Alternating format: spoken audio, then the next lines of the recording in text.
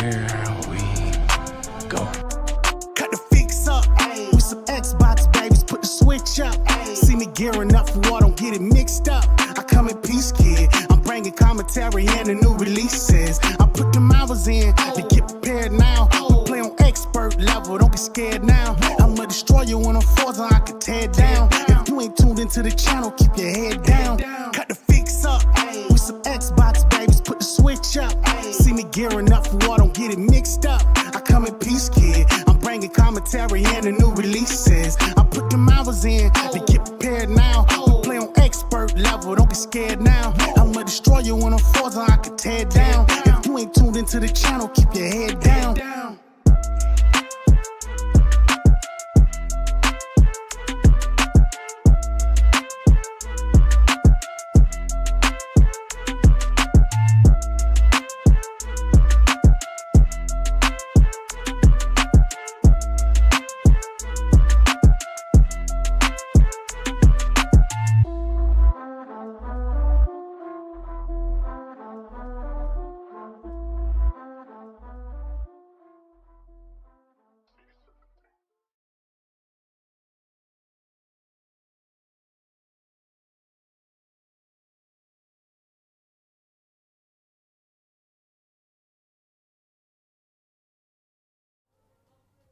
Hello, hello, hello.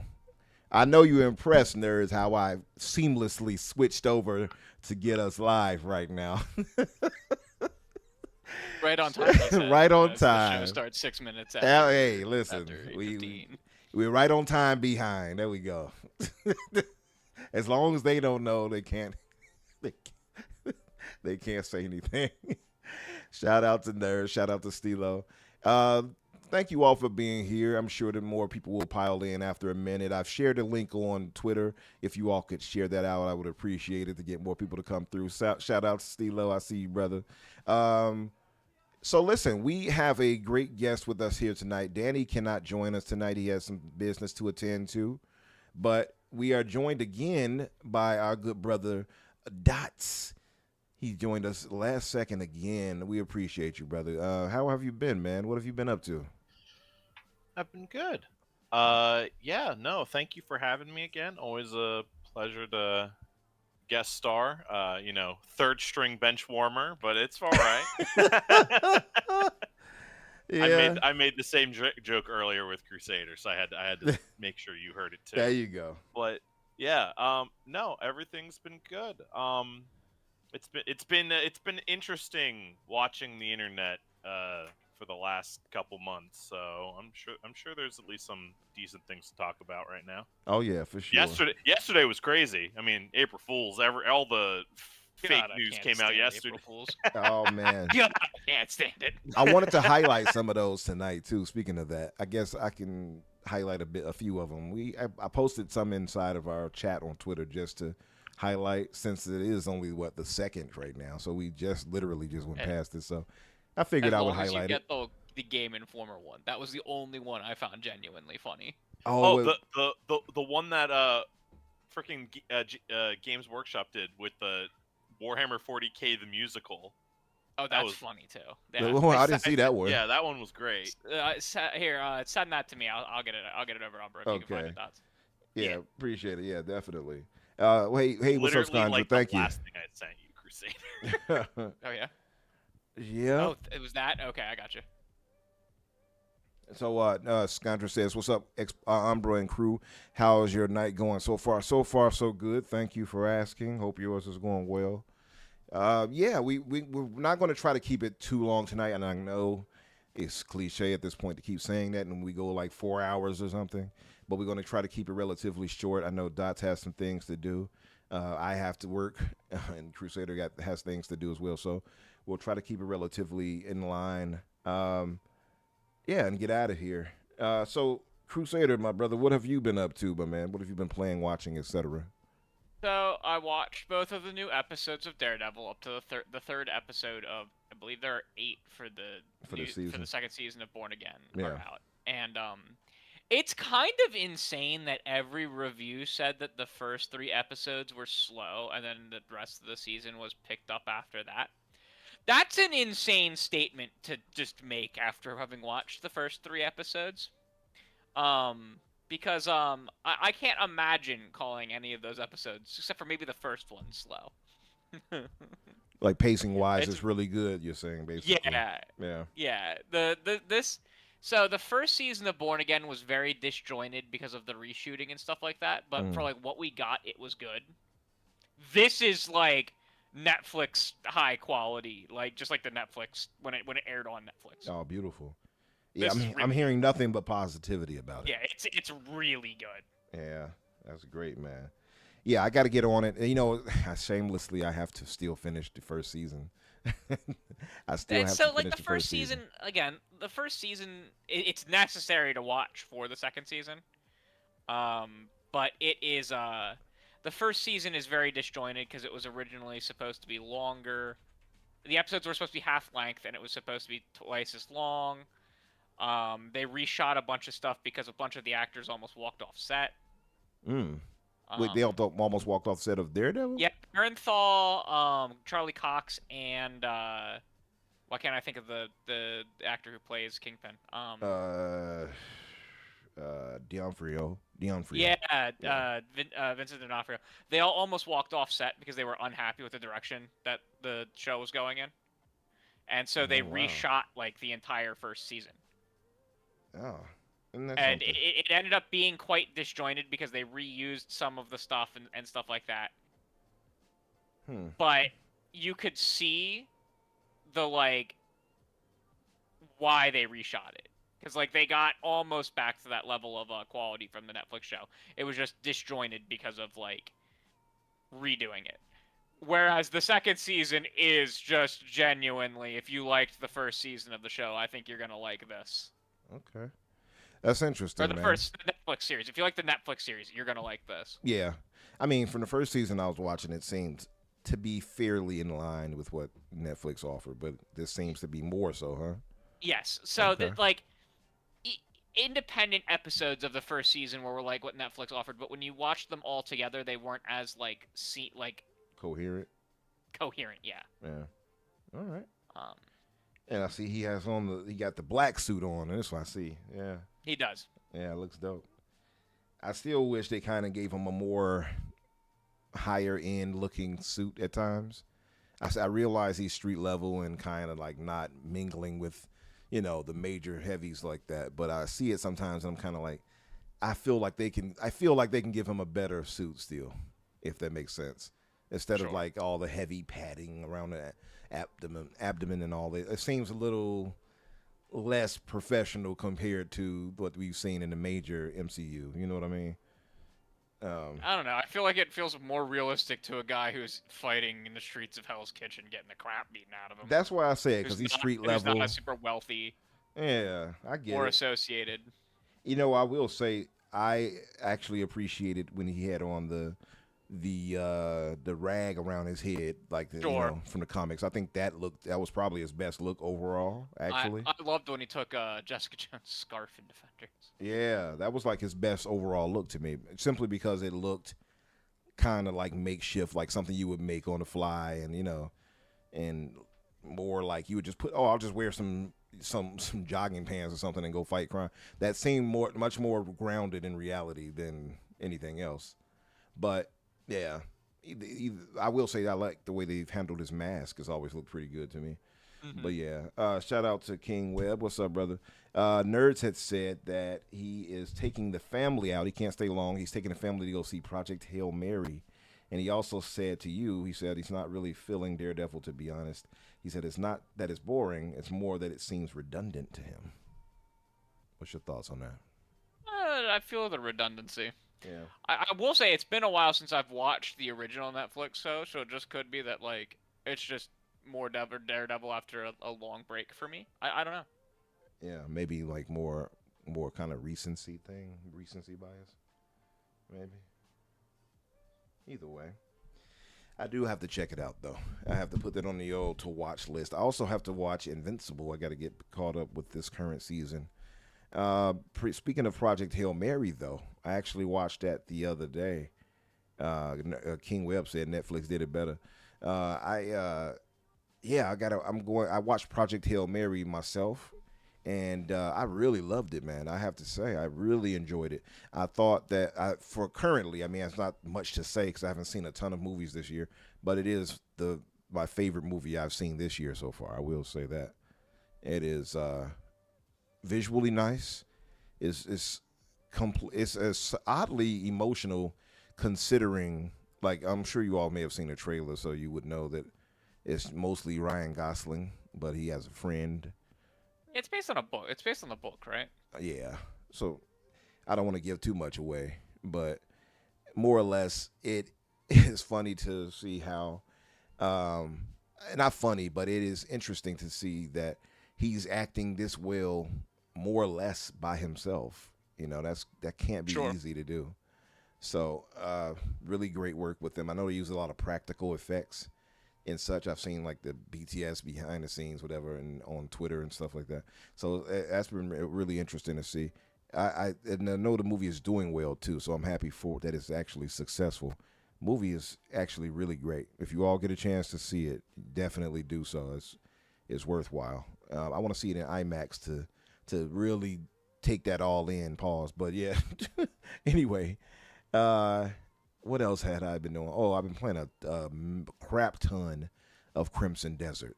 Still loving that. Still trapped into that world.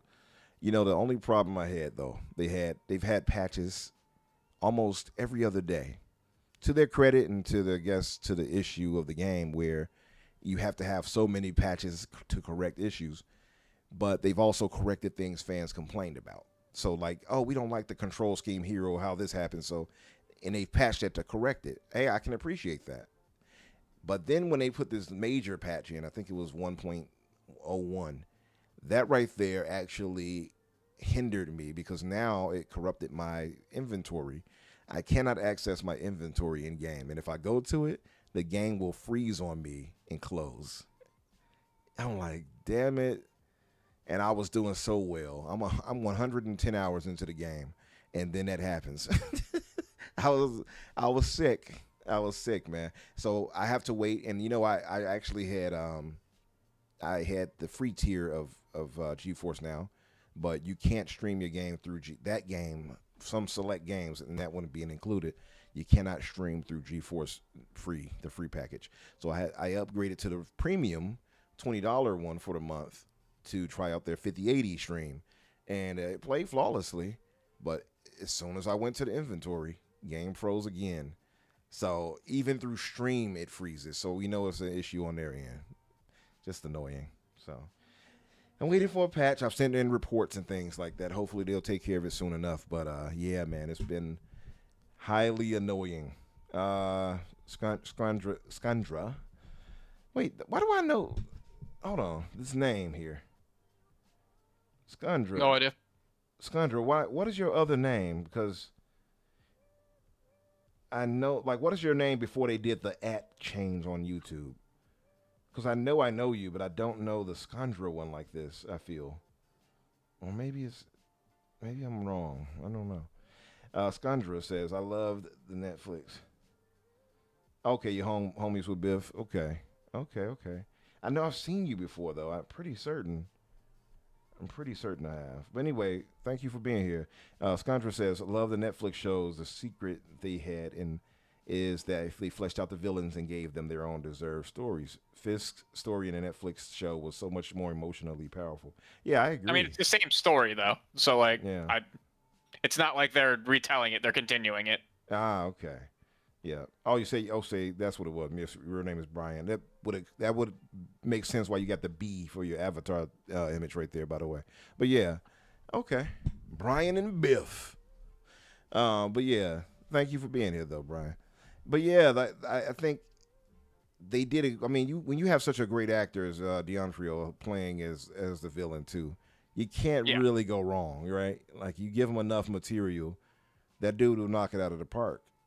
You know, one thing I like about him too, and I love when people like actors or whatever really get involved. Like, I've seen him on Twitter, and he's not on there habitually, but he'll be on there and he'll actually respond to people saying stuff about the show or whatever with him. Like, oh, we'd love to get you in Spider-Man. He's like, hey, I would love it too if they fix their Sony licensing or Disney. issues. Exactly. Oh, you saw it too. Yep. Yeah. So I love that he's actually he is down for that. It's just a matter of contracts and stuff. Obviously he has to be paid, obviously, and they have to get that sorted out. But he's down, and it does feel shameful in a way that Kingpin has never come across Spider-Man in the MCU. Like, that's one of his top ops right there. So obviously Daredevil too, but still. Anyway, look, we have to get going, so I'm going to move it along to the news roundup.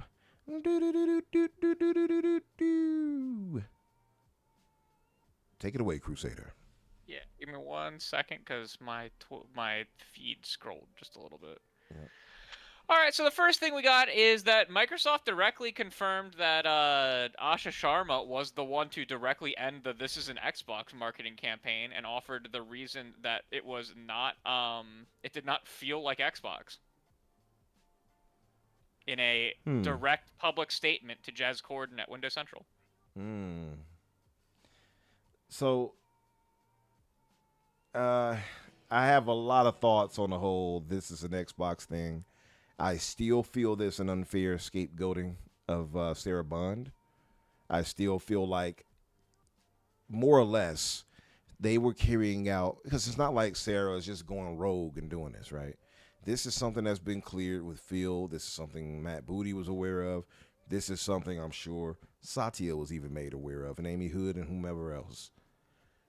Maybe the execution was the problem, but I have such an issue where, we talked about this before, but the framing of how they like, oh, Sarah did this and everybody hated it. And it's like, she didn't do that alone.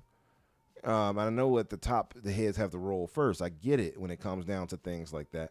But I feel like this scapegoating, it felt like a scapegoating, at least to me, where they're like, oh, she did such a disastrous job with this one thing here, so she had to go. But Matt Booty, he gets to stay. It's something is off there. Marketing wasn't under him, though. I get it, but so, it's not marketing, though. For the decision. Sure, marketing we can argue, but she's not over marketing either. And yes, she was. Marketing was directly under her. Wait. Marketing was one of the branches that was directly under her, and she never actually replaced the head of the marketing team after he left. She did what? She did what now? She never replaced the head of marketing after he left. Oh, so okay. the entire marketing team under Xbox fell directly under her supervision while she was president. Okay, I was not aware of her being over marketing itself. Okay. Correct. So there was like, as president of Xbox, several teams were directly under her purview. Under her purview. One of them was the overarching, not the individual studio marketing, but the overarching Xbox marketing team was under her. Okay. Because that's what I'm thinking. In my head, I'm thinking studio marketing in my head. So I'm glad you actually said it that way. And in my head, I'm like, huh? Anything that was platform related was under her. So platform marketing, like the big marketing beats. So the big events were also under her. So the summer showcases, the dev directs, things like that. They were under her jurisdiction. There were people who, she didn't make them, of course, herself. She directed people, but she never replaced the executive in charge of marketing. Okay. And I know he left a month and a half before this started. Before This is an Xbox marketing campaign started. So who would be responsible for when it comes to the games being marketed on social media, as far as adverts out in real life? Coordination between the studios and the publishing arm. Okay, so that wouldn't be under her purview, or that would be hers as well? So, I don't... It's hard to know how they delegate everything. I don't personally know that, and it would probably depend studio to studio, different for the Xbox Game Studios versus, Bethesda, which has a level of autonomy, versus Activision, which has a level of autonomy. Mm-hmm. But the large marketing beats, the large ones, were directly under the Xbox division proper. Anything that is marketing an individual game, like getting trailers up, I actually don't know. I don't know how much responsibility falls on internal to the studios versus external at Xbox. That's what I'm wondering. PlayStation, it's all handled by PlayStation proper. Yeah. Like the whole from top to bottom. But that's what I'm wondering, because as far as I don't know if I had much issue in terms of the bigger marketing, like necessarily, but I guess that would still be her putting out, or them putting out stuff like what's the word I'm looking for here? Ads and such like that in daily life on buses, things like that, right? Yeah. Okay. Right. So I feel that dwindled. I don't know how much budget. It seems like Microsoft didn't give them much budget at all for it, the way they've been acting. And there had been a report in like 23 that their budget was like halved. I think it was in 23. So when I hear that, it feels like, and I guess that's why I go to that too, because it starts to feel like when you look at all these other moving pieces or these other issues, it's like, okay, so yeah, they didn't market well, or maybe she didn't bring this other person in, but could she, considering the budget constraints? You see what I mean? Yeah, and it's hard to say. I just know that betting on cloud and mobile as heavily as they did was not the way to go. I mean, I guess hindsight is 20/20, as they say, but I still think that, and I mean, we know this too. Microsoft, they're famously ahead of the game. So a lot of the times when it's like, oh, that was terrible, years later it's like, oh, that's the norm now, right? Yep. So I don't know if that's necessarily that was not the way to go, but maybe just not at that time, right? So I just wonder if that'll eventually, because for me, like, I know people will be like, oh, the streaming, I don't want that, I want native, and I get that, I understand it, and I respect it. I've played through streaming from a lot of games, from Cyberpunk on through. I've played hundreds of hours using streaming, and it's very reliable for me, like super reliable. Now, I would never play like multiplayer games like online. Well, I've done it before, but it's not that great. But in general, I've used it to stream games, and it plays fairly reliably. So I never had such a negative look at that when it comes to that. But I'll say, like, I don't know if that's necessarily the future for us, at least yet. Maybe we might get like, oh, we got 10K lines where you instantly receive the no input lag, like the speed of light. Or I don't know what might happen. But so I look at that like that, and I think, okay, well, maybe they're just ahead of time. But when I start to think on it, like I said with her, I feel like it's a bit of scapegoating rather, because when we were talking about this on the Discord the other day, me and like on GCP's Discord, and I said, I feel like when I hear that this is an Xbox thing and people didn't like it, I feel like people are kind of retroactively saying it. I know, felt that way. Hated it. You know, I hated it from the start. You hated it already. So, but a lot of people, actually, I did have that discussion with you too, right? Yeah. And I said I feel like people are retroactively saying, "Oh, I didn't like this," but I felt like they did. Some people were, at least if they didn't like it, they were ambivalent and not really talking on it. And I feel like after the fact, where it was like, "Oh, this is bad now." Everyone, "Oh yeah, I hated it all along." That's what it felt like. I think that there were some people who may have liked it at the start, but Xbox never got the amount of coverage for the games in the cloud for like bring your own, because it's still only like 30% of games that you can buy on the Xbox store that you can actually take into the cloud. Right. They haven't gotten to the level where like on PC with Play Anywhere, where like every large AAA games play everywhere. Most of the Western ones aren't. You know, like nothing from Ubisoft or EA or Take-Two or really Play Anywhere. So like, even if you might have liked it at the start, doesn't mean that you may like it now, because it didn't pan out. Like the devices that they were saying are Xboxes just aren't. Well, they just can't play what you can play, what you should be able to play. Yeah, I think that's part of the problem, right? It's not. It was the biggest part of the problem. That's why I hated it. That's why I said from the beginning it's a bad marketing ploy. I think it's less that it's bad marketing, more that the realities of what Xbox had at the time just wasn't fixed with it, right? So like, Well, if it it's had bad been a matter marketing of because you're saying that two products are equivalent and you don't need to buy one, when in reality you do need to buy one, and they're basically telling you not to buy their own product in lieu of an inferior product that people don't want to switch to. and that's the Like, thing for me. And I think I think it depends on how you look at it. I don't take things as literal as that. So what's up, Bobby? Well, I don't take it as literal as that. So I don't go to, oh, they're saying this is as good as an Xbox Series X.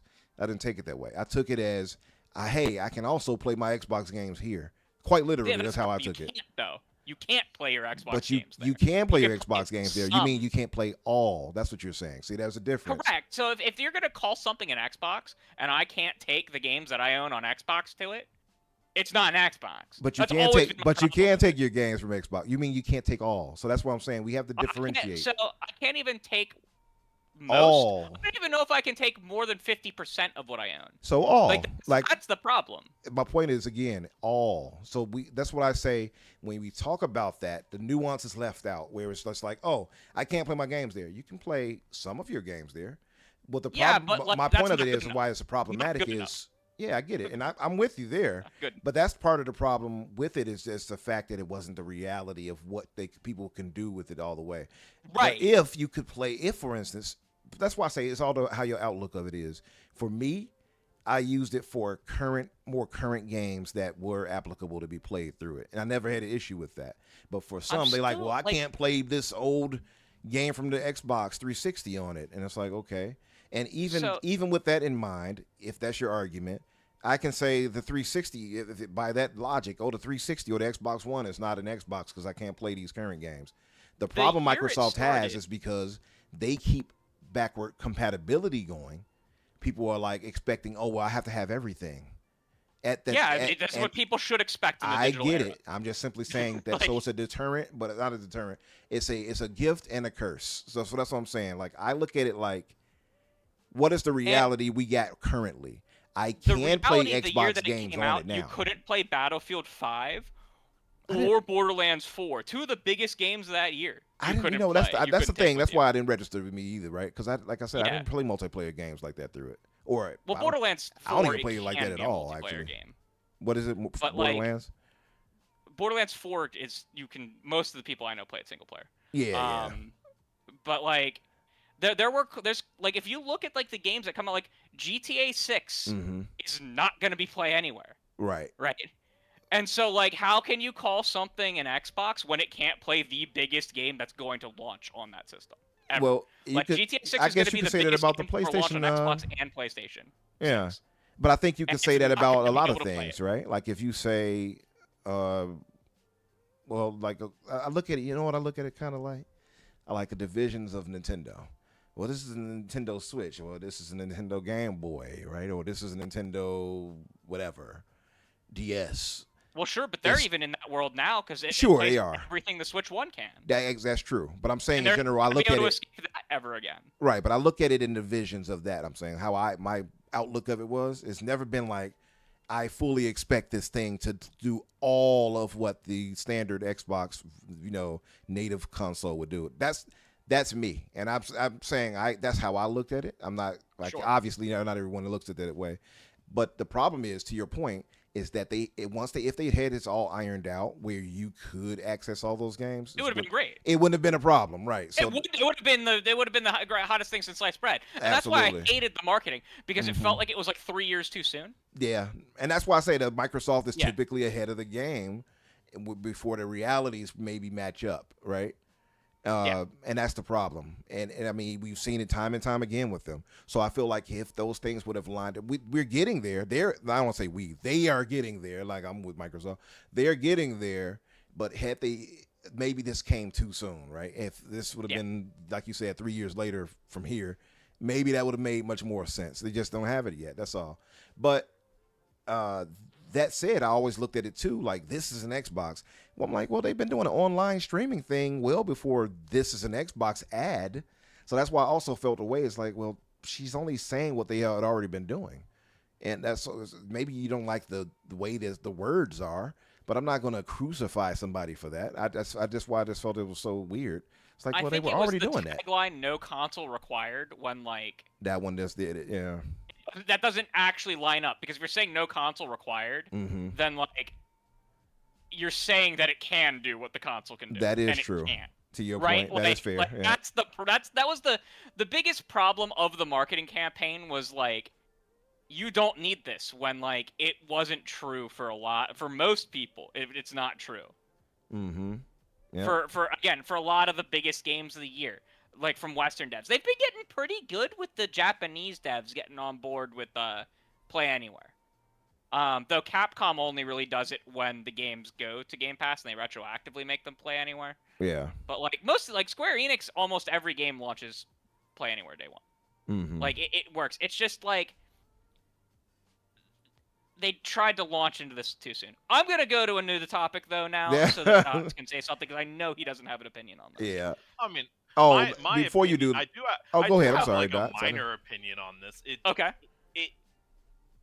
It feels like there's been like a backpedal on how hardware handles like older game content, because I do remember putting PlayStation 1 games in my PS2 console, or putting my Game Boy Advance game into my DS, and like obviously the whole hardware and disc thing into a newer console that can still read it is out the window now, because nothing really has disc not nothing, but a lot of things are not coming with disc readers. My PC doesn't have a disc reader anymore. My Xbox that I have doesn't have a disc reader. Like it, I feel like that this move to digital is definitely taking away from the push of having everything at your fingertips that we used to have. In terms of a backwards compatibility thing.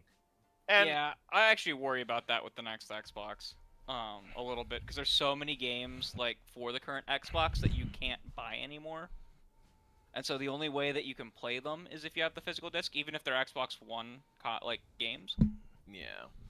Which sucks. The good news is with Xbox, where they're headed with the Helix and maybe beyond.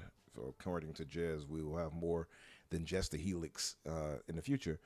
Is that PCs are, as we know, Crusader, they don't have generations, so it'll likely be a fully PC at some point in the future. So you'll be able to access everything maybe at some point. I hope that they allow for some kind of like external attachment, or you just USB. You know what I mean? USB connected disk drive. Yeah, MJ Dark says, is Daniel McGee out watching Super Mario Galaxy?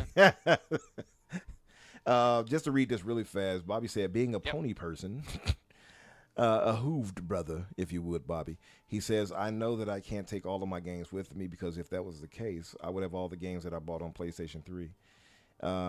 King Webb said, the problem, he did point out that also that the problem was that they were building the mobile store, and Google blocked the deal that the mobile store was activated around the time of her campaign. Yeah, true. That did happen. Yeah. So that was because it was one of Sarah. That was another one of Sarah's big bets, because she was talking about that everywhere was the mobile store. Mm-hmm. Yeah. And it's still not a thing. Yep. So that was a lot of hurdles to get through for that. But yeah, let's move to the next one. You're right. We were on that for a minute. All right. So StarCraft has released a tabletop miniature game. You can pre-order the minis now. But at some of the conventions they've been having, you could actually just buy the minis straight there. It's kind of like Warhammer. You want to talk a little bit more about it, Dots? Because I know this is big your thing. Yeah, so StarCraft gets zero love. Blizzard has abandoned them as a child, and they get the last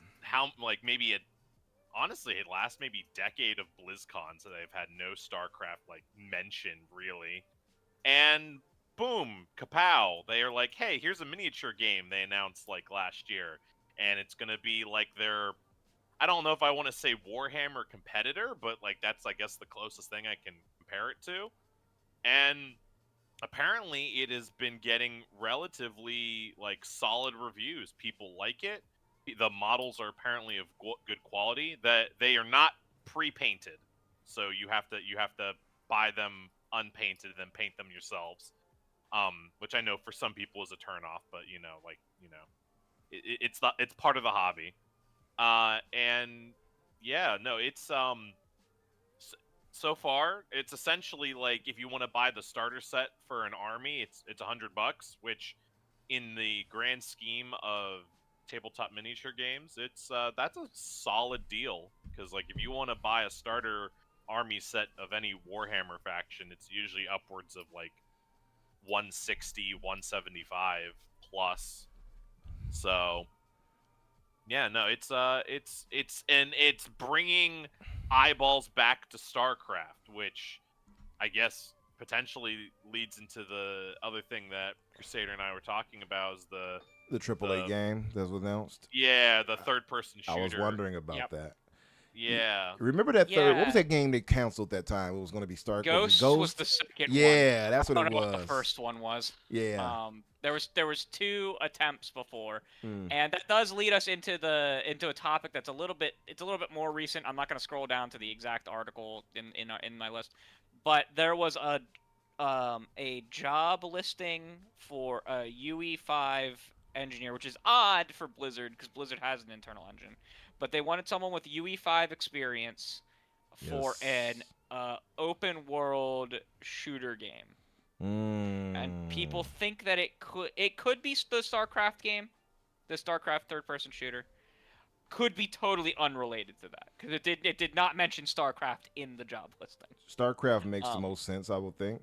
There's a lot of lore to go there. I mean, yeah, the StarCraft. Yeah, go ahead. I'm sorry. It's interesting because it was an internal Blizzard hiring, but we know the third-person shooter has been outsourced to, I believe, a studio under Nexon. Nexon, you say? Yeah, I think it's the studio that made First Descendant. I'm not 100% sure on that. That would be problematic, seeing how they just basically derided their own game recently. Well, they made a live service game that couldn't stand up to being a live service game. It was a Gooner Plus, all right? If you're making a StarCraft game under a license that's not more a looter strict shooter, I think they'll be fine. Because if you're buying a game that people will play and then leave and go to the next game, I think they'll actually be fine. Mm-hmm. They just didn't design a game that people wanted to stay in and play. That was budgeted for people staying in and playing, because I believe the First Descendant was free to play. Yeah, it is. Yeah. So massive problem. It had to have staying power, and they did not design a game with staying power. Mm-hmm. But they're making it so I don't know why. I guess it could make sense as to why they'd be hiring with like Unreal Engine experience, if it's like they're hiring a position inside a Blizzard to help oversee and work with Nexon on that game, and they want someone internally that would have UE experience, because that would make the most sense. Because I can't really explain why Blizzard would be hiring someone with Unreal experience, because they have their own engine that they use for literally all their games. Well, Unreal is the standard. I keep telling people this. They don't want to hear it from me. Blizzard's not going to switch off of their engine that revolutionized, like, 3D porn. That's not a joke. It did. Unfortunately, Overwatch did. Yeah. But like Blizzard has an BioShock. excellent engine that they use for everything internally. I thought BioShock was the revolutionary thing. No. BioShock Infinite was like in the same era, of nonsense. But no, that was like the precursor. But yeah. That's the only reason that it would really make sense, because I highly, highly, highly doubt that Blizzard's going to dump their own engine that they use across their studio and have all of that internal knowledge on. Highly doubt it. So that makes the most sense that that is like how you can link it to that external game. So cool.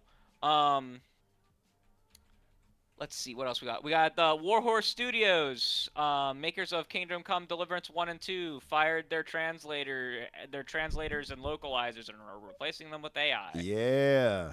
AI overlords. That's really bad. Oh, wait. Boo. There we go. No.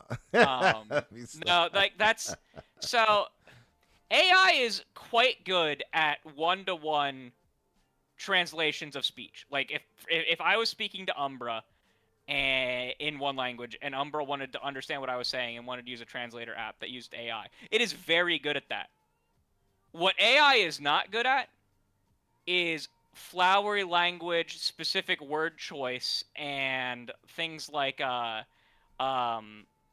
translating idioms properly, or like sayings and other things, because that's where localization is different than translation.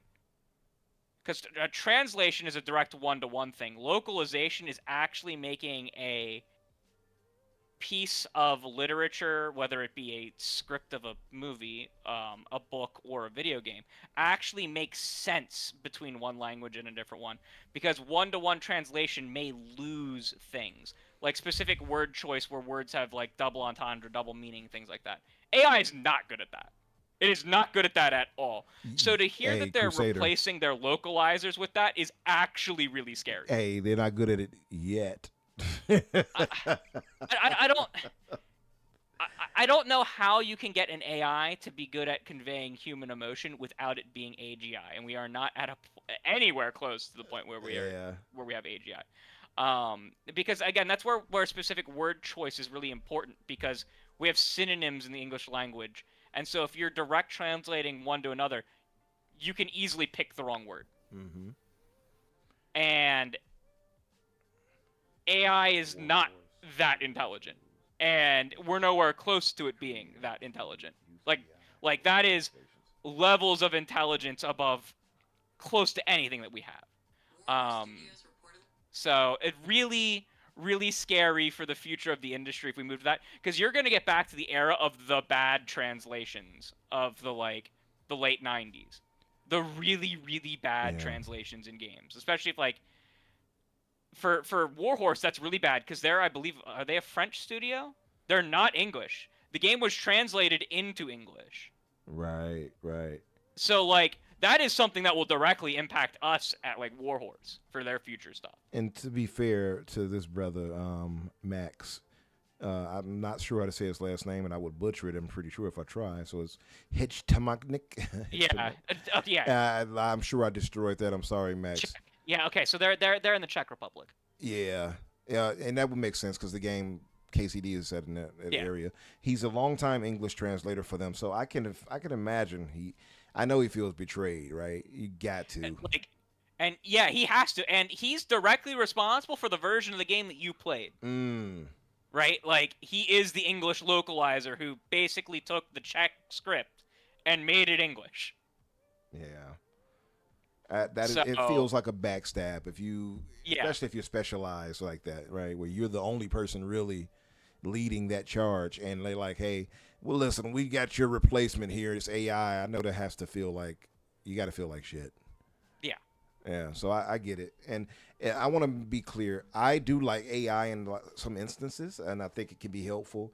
I don't like it when it comes at a human cost. That part I will acknowledge. Like that. These losses we're seeing, Oracle just laid off 30,000 people. 30,000 people. Yeah. I mean, you got so many more in all other types of in other sectors, right? I mean, if I think about it for a second, we had Amazon, we had excuse me, we have Amazon. Who else laid off a bunch of people? We had Amazon, we had Dell, we had Meta, Nokia, like all these places letting off tens of thousands of people at a time. So I definitely, I want to say relate, but I definitely understand the fear and the trepidation around AI. If it's used much more responsibly and less, I guess, intrusively, we can be fine with it. I guess that brings up the whole DLSS 5 situation, but because this is like straight up. Just they are trying to eliminate these positions and replace them with AI, and this is gonna be one of those things where I feel it at one or two studios it may work, but at two or three other ones, you're gonna see some really bad results, and it's going to immediately cause, oh shit, we need to pull people back. Like. Mm-hmm. This is one of those things where it's like if they were to tell me that they were going to say that they wanted their translators that they were licensing AI tools for their translators in order to help speed up the process, I'd be like, okay, but this is direct replacement. Yeah, direct replacement like that, especially for somebody who was there for a long time, it has to feel like you got to feel like shit for that. I definitely understand that. Oh, well, I guess I can wait till after this news roundup. I wanted to show some of these April 1st jokes. Yeah, I guess. I'm scrolling through. Rockstar, someone did some napkin math, and it looks like Rockstar has spent $1.2 billion on salaries and wages since 2019. Though people are attributing all of that to GTA 6, when the reality is you have to attribute a significant portion of that to ongoing GTA 5 online stuff. So that's definitely not all attributable to that. Like, you also have to attribute some of that to like the bad GTA remasters and stuff like that. Yeah, like those there's are a lot of stuff that you have to include in there, but it does show that they are spending a bajillion dollars on like live service and their next game, which will eventually be live service. This is why everyone wants to go down this road, because they spend $1 billion to make like $10 billion. I mean, we already know though GTA 6 is going to make $10 billion. Oh man, like, they're about to print money with that. But yeah, I did say this the other day. We were talking about this on the Discord as well. That hearing that lets me know a few things. Seeing how these corporations are, it's going to be a lot of layoffs by the time this game drops, and then in the next year, I would imagine. Yep. I mean, on top of that, it does show you that like it could have better pre-orders than GTA 5 did. GTA 5 made $1 billion in pre-orders. Made $1 billion in pre-orders. Insane. For it ever released. There's a good chance that GTA 6 does, beat that, and still hasn't recouped the amount of money that went in to make it, which is kind of crazy. Yeah, for sure. To think about. By the way, what would you guys say? Because there's a current bet going on over in the GCP Discord where, for the knees, as we say, right, betting for the knees, that I think the bet was that GTA 6 would sell 20 million copies in 24 hours. What do you all believe that could happen? No, not even close. That's what I said. No, that's what most of us are saying. That would be you like all say? record breaking by like magnitudes. Yeah, it would. And if we were in the pandemic, yeah, right after everyone in the U.S. got their COVID checks. Remember how we all got the tax relief checks? Yep. I still don't even think you'd be able to do it. Yeah. I think at most you're gonna sell 10 million in the first week. That's where I'm at with it. I mean, you don't right. And that's the best case scenario for sure. And so there's a knees bet for this right now, and I'm interested in seeing how it shakes up. Maybe those surprises. I mean, the previous record breaker is GTA, right? The last one was GTA 5. So they are also, like, one thing I have to say about GTA is they are missing an entire platform of spenders.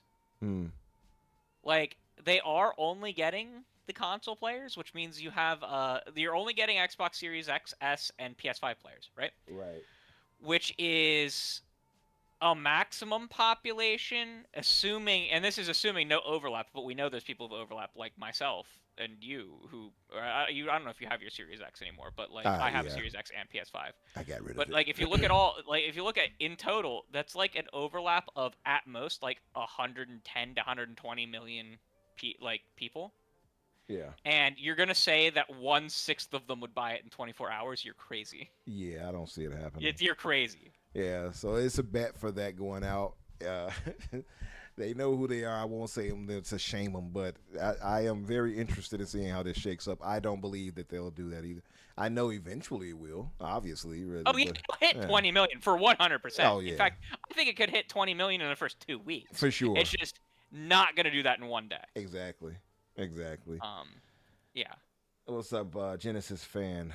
Is that Everborn secret account, Genesis fan? Yeah. Shout out to you. You said I never got the COVID check. All right. If people are saying on the day of launch and including all pre-orders. Yeah. Maybe.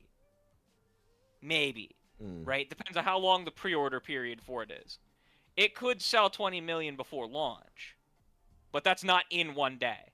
It's not going to do 20 million the day that the pre-orders go live. Oh, that's Abacab. Okay. I hate that YouTube has done this @ thing switch where I can't tell who is who sometimes because their ad is different. Oh. So it's Abacab. What's up, Biff? Biff, we got to get you on sometime soon, brother, whenever you're free. Yeah, man. Where was I at? I lost track of my. All good. Super Meat Boy got like a 80 meta, 79 or an 80 or something like that. Yeah. Last I looked, it was 79. Yeah. They were happy because it was like their first one on Metacritic to break a 75 for their games, which is crazy because everyone loved Super Meat Boy. Yeah, that's a classic staple right there for the 360. Yeah. Do you play Super Meat Boy, Dots? No, I did not play Super Meat Boy. I think Castle Crashers was my main like Newgrounds style. Sure. You and I both loved Castle Crashers. Oh yeah. Eidos Montreal laid off 124 staff. Studio had left. Game of 7 years called Wildlands was canceled.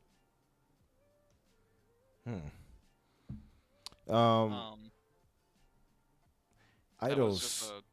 Oh, you said Eidos laid off a few people? Yeah, Eidos Montreal. Oh wow.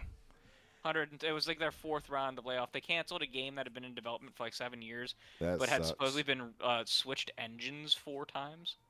Oh wow. So it was in development hell. Yeah. That sucks. It makes me think about this new information we saw. I'm pretty sure you're going to get to it with the Last of Us situation. Yeah.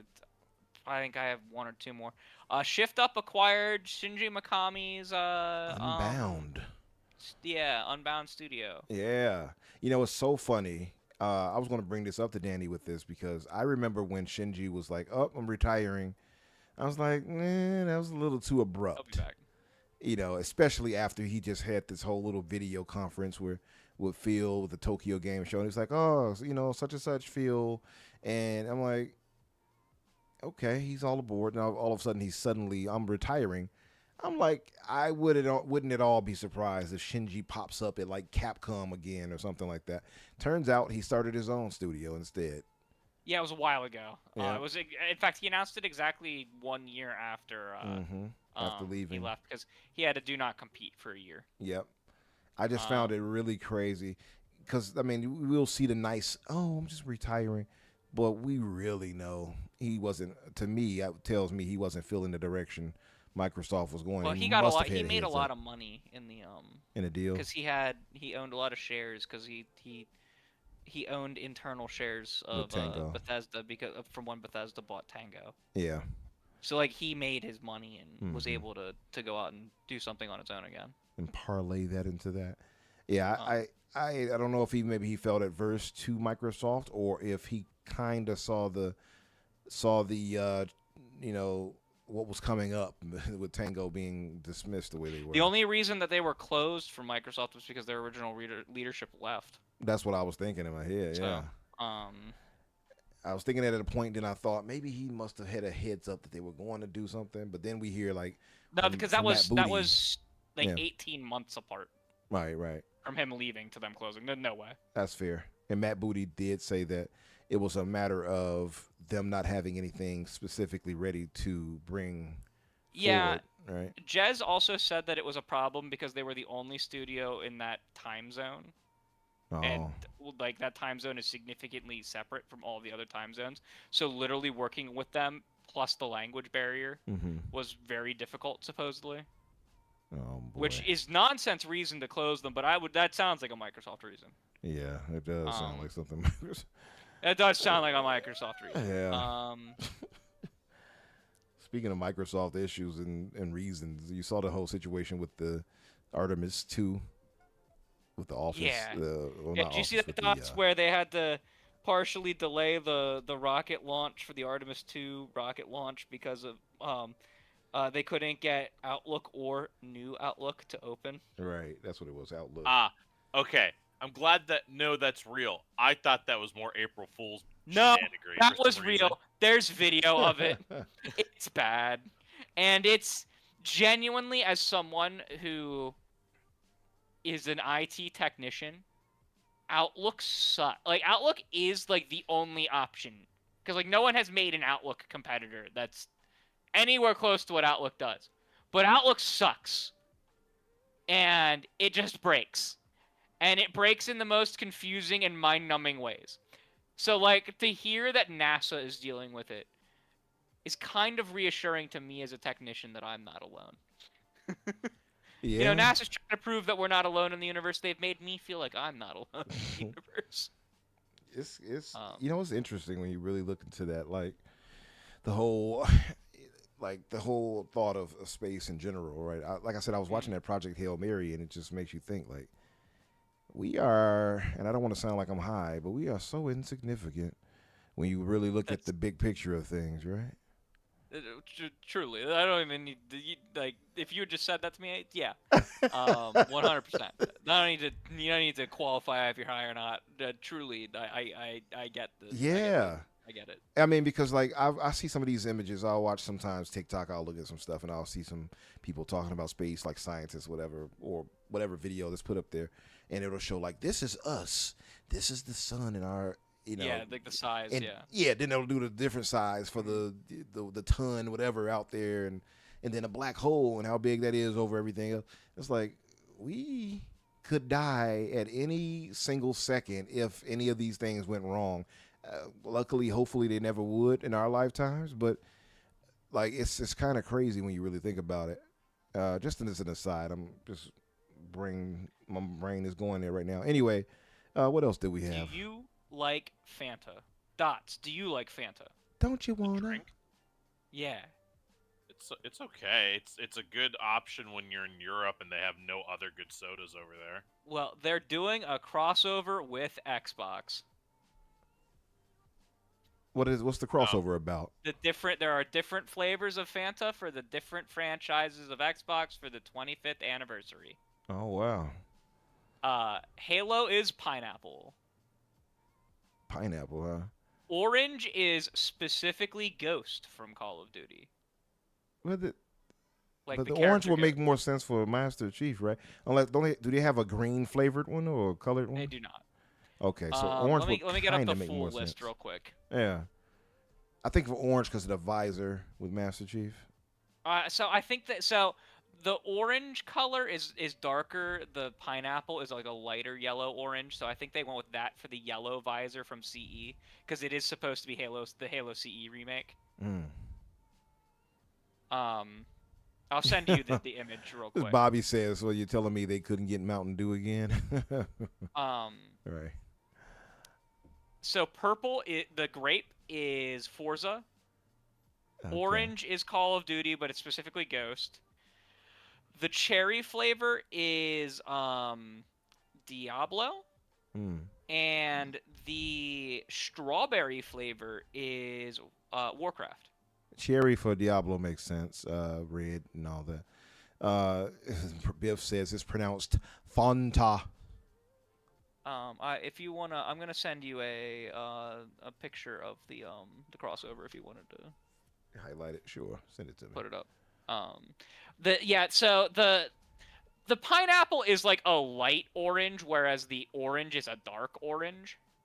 So I think they went with the light yellowish orange specifically for the reason that you were talking about with the visor, because it matches the CE visor more than it does. The orange would match like the Halo 4, 5, and Infinite visor a bit more. Let me pull this image up really quick. Yep. Yeah. Don't you wanna? And people are saying, why not Mountain Dew? And it's like, I don't know that they might already have one going right now. I don't know. I have not looked into the weird Mountain Dew crossovers right now. I will say Fanta is a very large global brand. Who owns Fanta, by the way? Coke, okay. Coca-Cola. And Fanta is very large in some some non-United States markets. Okay. So I wouldn't be shocked if the crossover was more global in purpose. There it is on the screen. Yeah. Now looks pretty. That's pretty dope. That Warcraft can looks dope as hell. Yeah, I like Orange Fanta. I like Sunkissed more, but yeah. I will. I'm I don't like always more of a so I'm cola not gonna be fan, getting the Halo right? one. Like for me, let me ask you guys: Pepsi or Coca-Cola? Which Coke. one?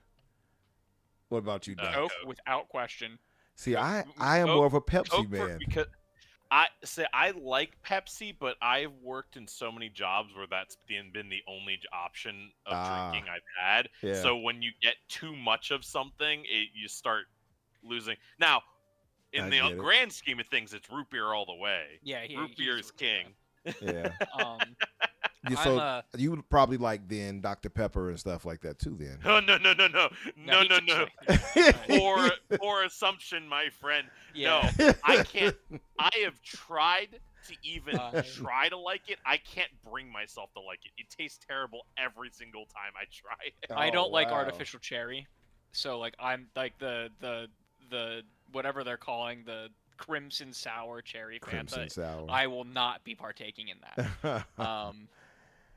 They... I'll try basically everything else there. I probably won't like the pineapple one, but I will try it. Yeah. So I've always liked Coke more because Coke isn't Coke has a more of a the ginger, not ginger. What's the actual flavor? I'm trying to think of the actual the sugar cane. Whatever the actual flavor of Coke is, there's more spice to it than just the sweet, whereas Pepsi is way sweeter tasting. Like a sarsaparilla? Yeah, I don't know what the actual flavor of Coke is supposed to be. So wait, to be clear, was sarsaparilla always basically like a carbonated drink for them back in the day? Yeah. I actually have no idea. We're gonna look that up. Sarsaparilla is like the precursor to root beer. Okay. It's essentially like carbonated boiled sarsaparilla root. Wow. See, Biff, I agree with you. Pepsi hands down with me, and he also says Coke has that kind of awful aftertaste. For me, that's the opposite. I think Pepsi has a. I think Pepsi has if I can't finish a Pepsi and it gets warm, I can't finish it. Like I can. That's for me for any drink. I can tolerate a warm Coke. I can't. No. I don't know that you can tolerate a warm Coke. I think you're just used to drinking warm Coke because you come over to my house. I cannot do it. I know I got family who drink like warm water, and I was like, ugh, like how can you? No, I don't know how people do it. Cold drinks all the way, like in general. Yeah. I don't know how people do it. I just couldn't do it. The Master Chief can looks good too. Now that I'm looking at it, but yeah, I guess it matches with his visor the way they did it. But yeah. Okay, so it looks like it was carbonated. Yeah, so yeah, it's the old school carbonated drink. So I remember watching these westerns, and they were like, "Yeah, give me some sarsaparilla," and I'm like, "That's what they were saying all that time. That's crazy." It's illegal now, Biff? Oh, okay. What, sarsaparilla? Yeah. No, it's not. People still make it and sell it legally. What's up, Alou? Dark Lord Alou, thanks for coming through. I didn't mean to rhyme. I promise I did not mean to rhyme that. I promise. It might be illegal to just use a boiled sarsaparilla root and sell it as a beverage, but like there is bottles of sarsaparilla you can still buy at a store. I should get some one day just to see how it tastes. Give me some sarsaparilla. But anyway, what else did we have? Yeah. I don't know. What else do we got? Did you guys talk about in a previous episode about the whole voice pack thing with Space Marine 2? We didn't. Why don't you bring that up? Because you're a Space Marine 2 guy. Okay.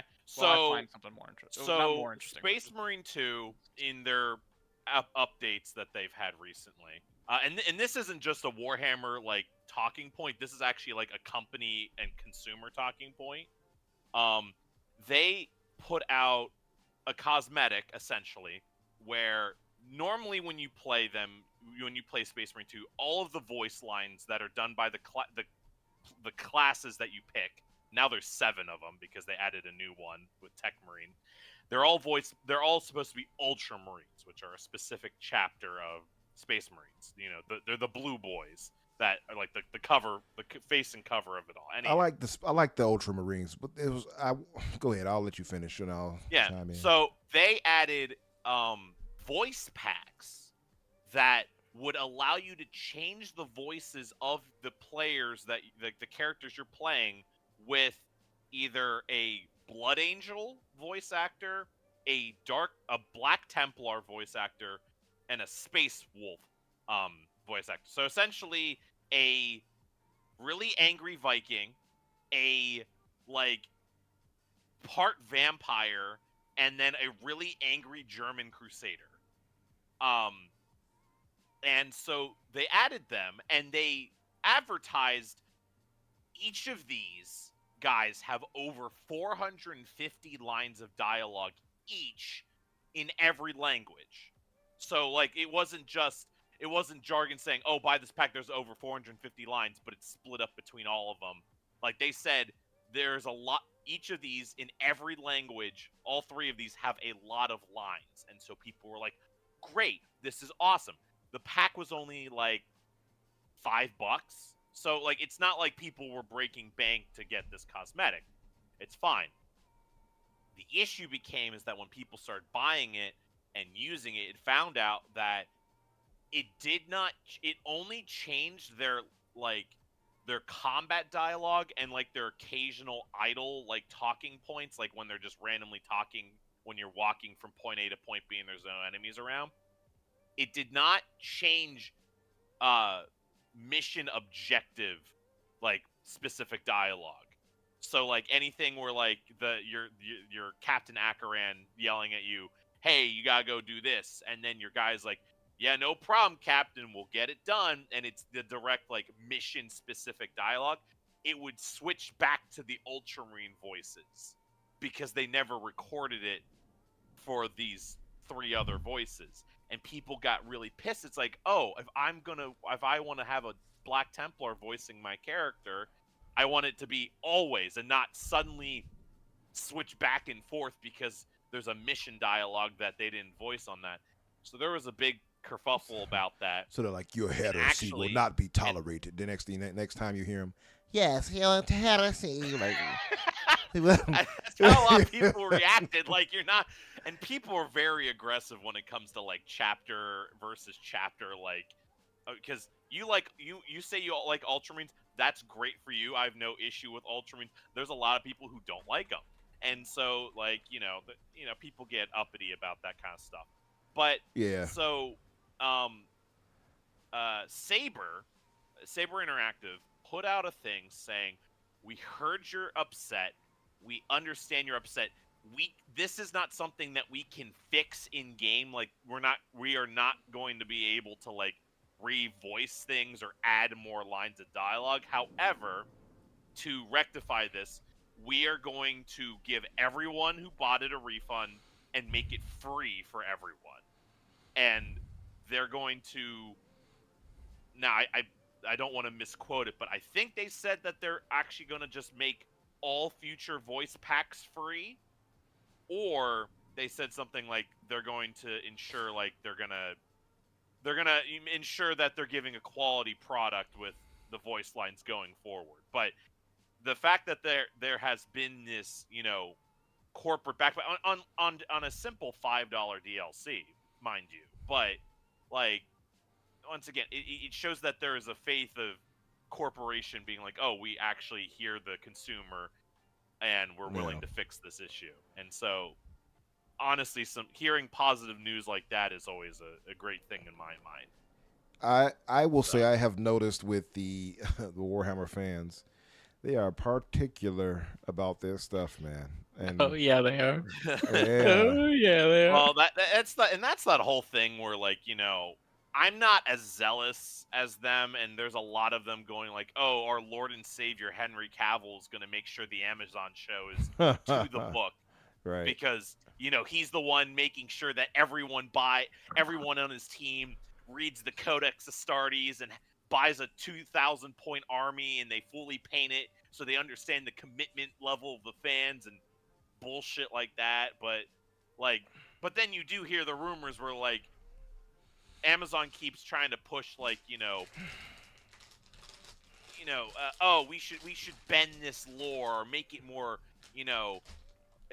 acceptable to certain audiences, and he's having to push back and say, no, this is not the project. The project is we're doing it by the book. That's what the people want. Don't screw me over. You're gonna get another Witcher situation. Yeah, we don't want another Witcher situation.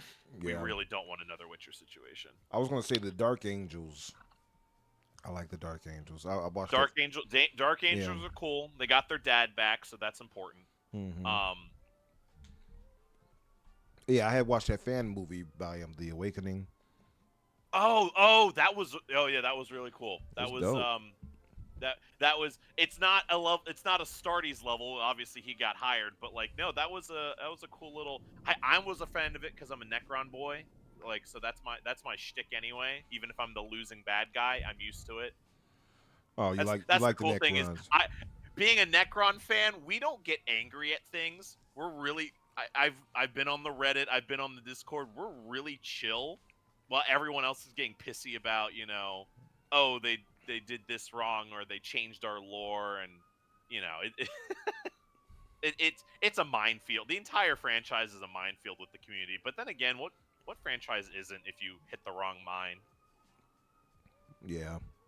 Just want to let everyone know we have a thunderstorm going here in Chicago right now. So, and my lights. Oh, yeah? Yeah, my lights flickered a little bit. So. What else is new?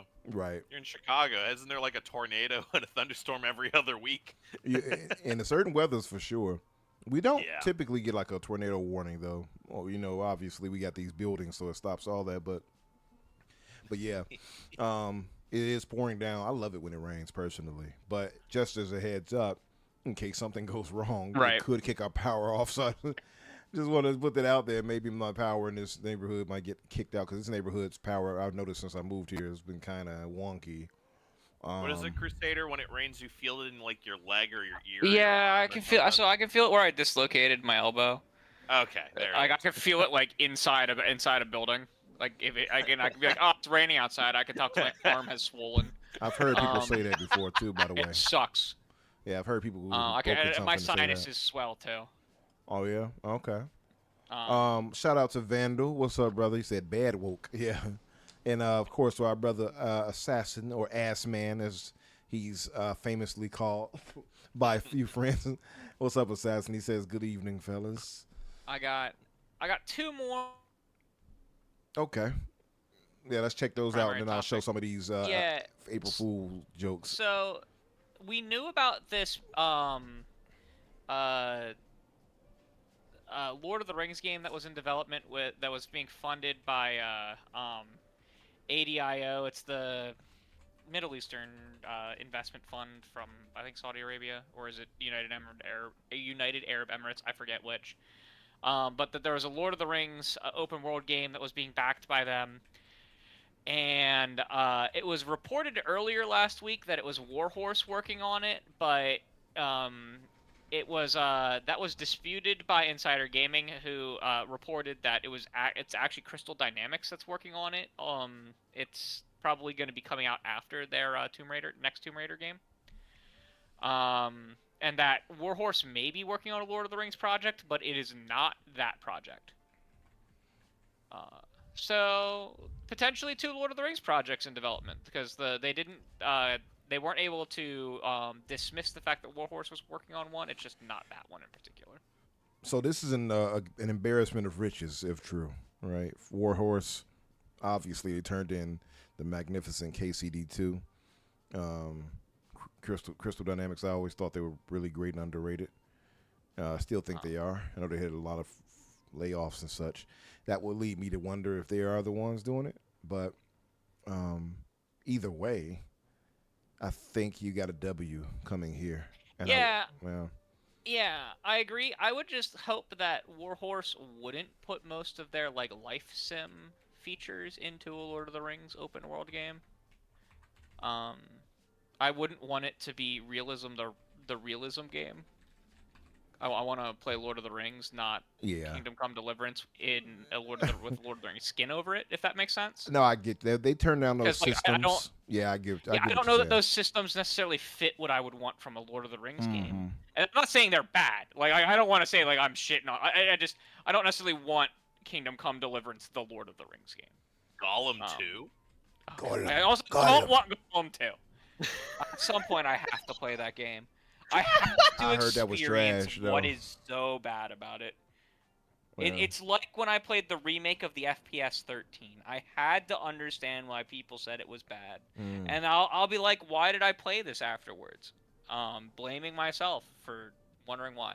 But yeah, it sounds like we're going to get a good Lord of the Rings game. Oh, yeah, for sure. That's the W1. And then the other one was... we got a little bit more information about the Naughty Dog cancellation of Factions 2.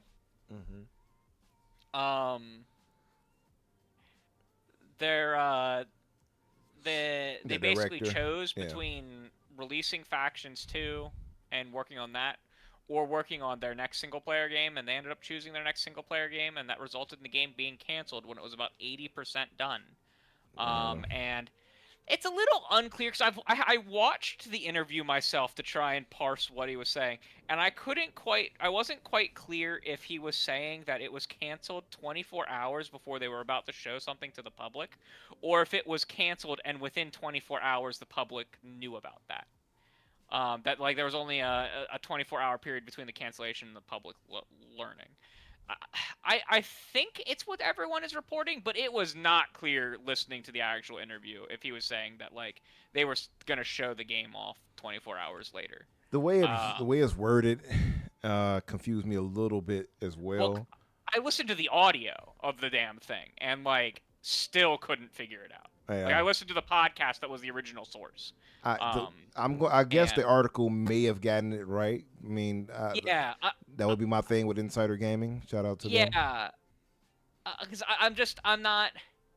Well, also Insider Gaming's wording was like straight up ripped off of like a tweet that I had seen someone else post, like almost word for word. I'm not gonna go into make a plagiarism claim or anything like that. It could just be that is what was said, like what they got when asked. But like, yeah, that kind of sucks. But it's better to cancel it 24 hours before you reveal it to the public than 24 hours after. Yeah. The way it's worded, I mean, either way, I guess it's not the biggest of deals, but I guess it's just basically saying, 24 hours before it was shown to us, it was canceled. That's what it seems like it's saying. Yeah. And mind you, because they're saying like the game was going to be revealed, I guess what they mean by that is like the first gameplay reveal, because we knew about that game for forever, because they announced it the day that they announced that there wasn't going to be multiplayer in the second game, and then they showed it off. They showed off like a concept art for it at Summer Game Fest with Jeff Keighley the one year. It was like the one last thing at one of the events. So like we just never saw actual gameplay. So I suppose when they mean that they were going to reveal it to us, that means the actual gameplay. Yeah. So. Yeah. But yeah, like, and I mean, this also does kind of corroborate that they chose that the studio was forced with the decision between supporting a long-term live service game or moving forward with the next single-player game, and they chose the single-player game because that's what they're good at. Yeah. Which is very much in line with all the reporting that we heard that they had decided to cancel this because they didn't really comprehend how much was going to go into supporting a long-term live service online game. Yeah, there is that. Seems like, I mean, we know other people have fallen victim to that, obviously. You know, what you call it, 343 fell victim to that, yeah. Where they underestimated how on the nose you have to be and how on the ball, should I say, you have to be with that. Live service, I'm sick of live service personally. I'm just going to be real. Like, I hate that we're going in that direction. I didn't like it when we had the whole Battle Royale thing popping up with Fortnite. It annoys me. I feel like it takes us out of more traditional gaming, and it made gaming so monetized by these, like the greed that popped up because of that. It got like astronomical. Before the live service games, though. Yeah. Battle passes were the replacement for the loot box era, but loot boxes started in looking like, the Xbox at you, 360. Mass Effect 3 multiplayer. Looking at you, Mass Effect 3 multiplayer. There you go. Like the predatory stuff started well before the era of forever games. The forever games just kind of made it worse because they were funded entirely by the predatory nature rather than it being stapled on afterwards. Yeah, the old black hole games, as they call them. Yeah. So, just to read this, have you guys seen any of this? It says that after it did. Oh, excuse me. Let me read it properly. Assassin says, "Has anyone noticed an influx of Japanese Twitter users asking us questions about our views of them?" Yeah, that's actually a big thing. So, Twitter has automatic translations for languages. Yeah. And it has slowly but surely been updating its algorithm to make it so different languages basically are communicating directly with each other now. Because before you could go to like Japanese Twitter and you could hit the translate button to see what someone said, but it wasn't happening automatically, and basically you were separated via the algorithm by design, right? That was like a design so that like stuff that you couldn't read didn't show up in your feed. Officially, a couple days ago, I believe it was on Tuesday, I think it was on the 31st, they officially pulled Japan into the main Twitter algorithm alongside what has already been English, Spanish, Portuguese. So they pull French, them into our German. insanity, I see. So Japan was pulled in early that morning. Oh. And when everyone realized that that like this was happening, and it was announced, I think it was announced by one of Twitter's engineers that they had done it, because it's largely been two distinct communities on Twitter that have been separate, and so yeah, there was a lot of Japanese folks that have been asking with auto-translated stuff like, hey, what do you know about this? I've been talking to people about FPS and third-person shooter games.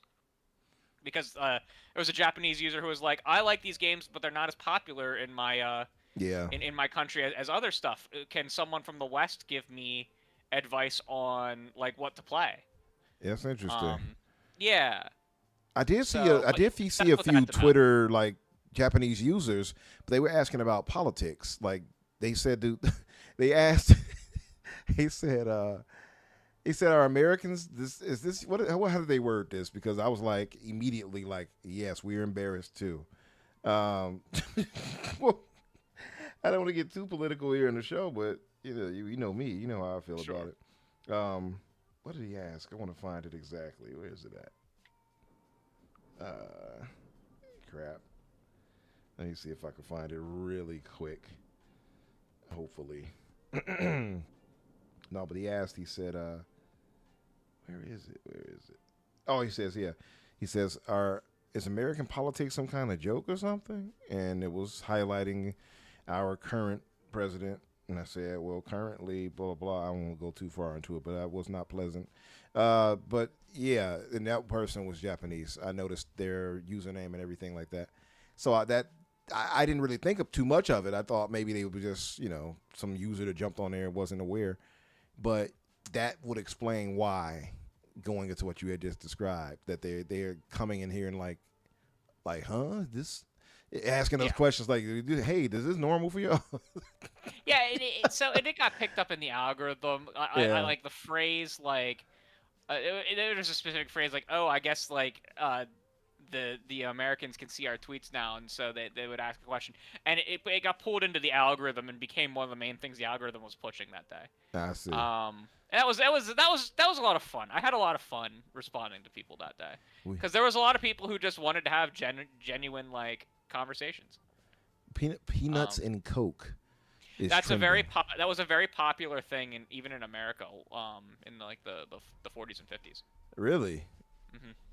Hey, Marge, can you give me some of that peanuts and Coke? Yeah, I got you, Henry. Hold on there. That sounds crazy. Peanuts and Coke. Also famous was peanut butter and banana sandwiches. But yeah. But yeah. So I guess do we want to go to the main topic about the Xbox showcase? Yeah, let me show these some of these April Fool's jokes. Oh, you want to show you? Yeah. Yeah, then we can get right to that. Let me pull this up. This one here I thought was hilarious. This was by CD Projekt Red, The Witcher, introducing this Project Roach, right?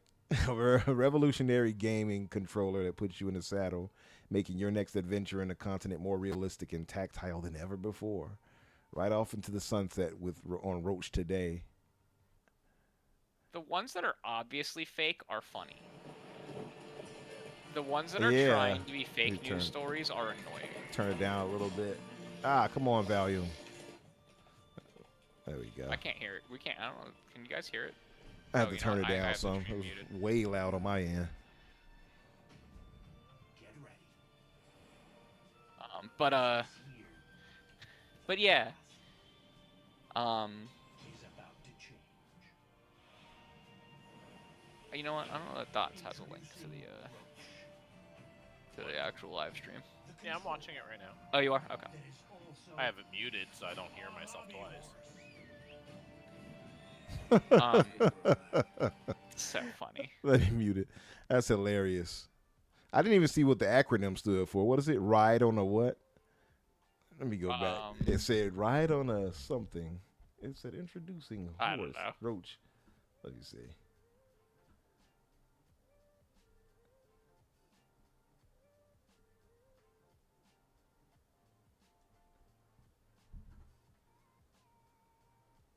There it is. Ride on a controller horse. That's so funny. Yeah. That's funny. The one that Game Informer put out that was leaked. It was quote like a leaked patent from Xbox Project Helix has gene splicing. Now you are an Xbox. That one did make me chuckle.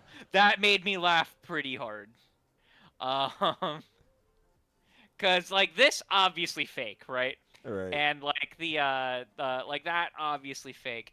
There was one that really annoyed me. I think it was maybe the one Insider Gaming did that was like a fake like year of Xbox Game Pass that was announced. Mm-hmm. That annoyed the shit out of me because it sounded like it could be real. Yeah. Like they weren't trying to be funny. They were just trying to spread I mean, they're trying to be funny, but like you do stuff like that and you end up spreading misinformation and people think that shit's real. Like if you want to be funny, make it so outlandishly unbelievable that it is funny. Yeah, that it's clear cut, right? What's this one? I guess sometimes I guess What's this one you're playing now? Oh no, this is just Resident Evil. Okay. Yeah, you put the Resident Evil back on. Yeah, I'm gonna grab another one really quick I didn't want to have that showing our chat, so I switched out of it. Sure. Let's see. Oh, this one was fun. Was this? By the way, I don't know if this is real or not because I'm sure it's fake. But I'm like, is this real?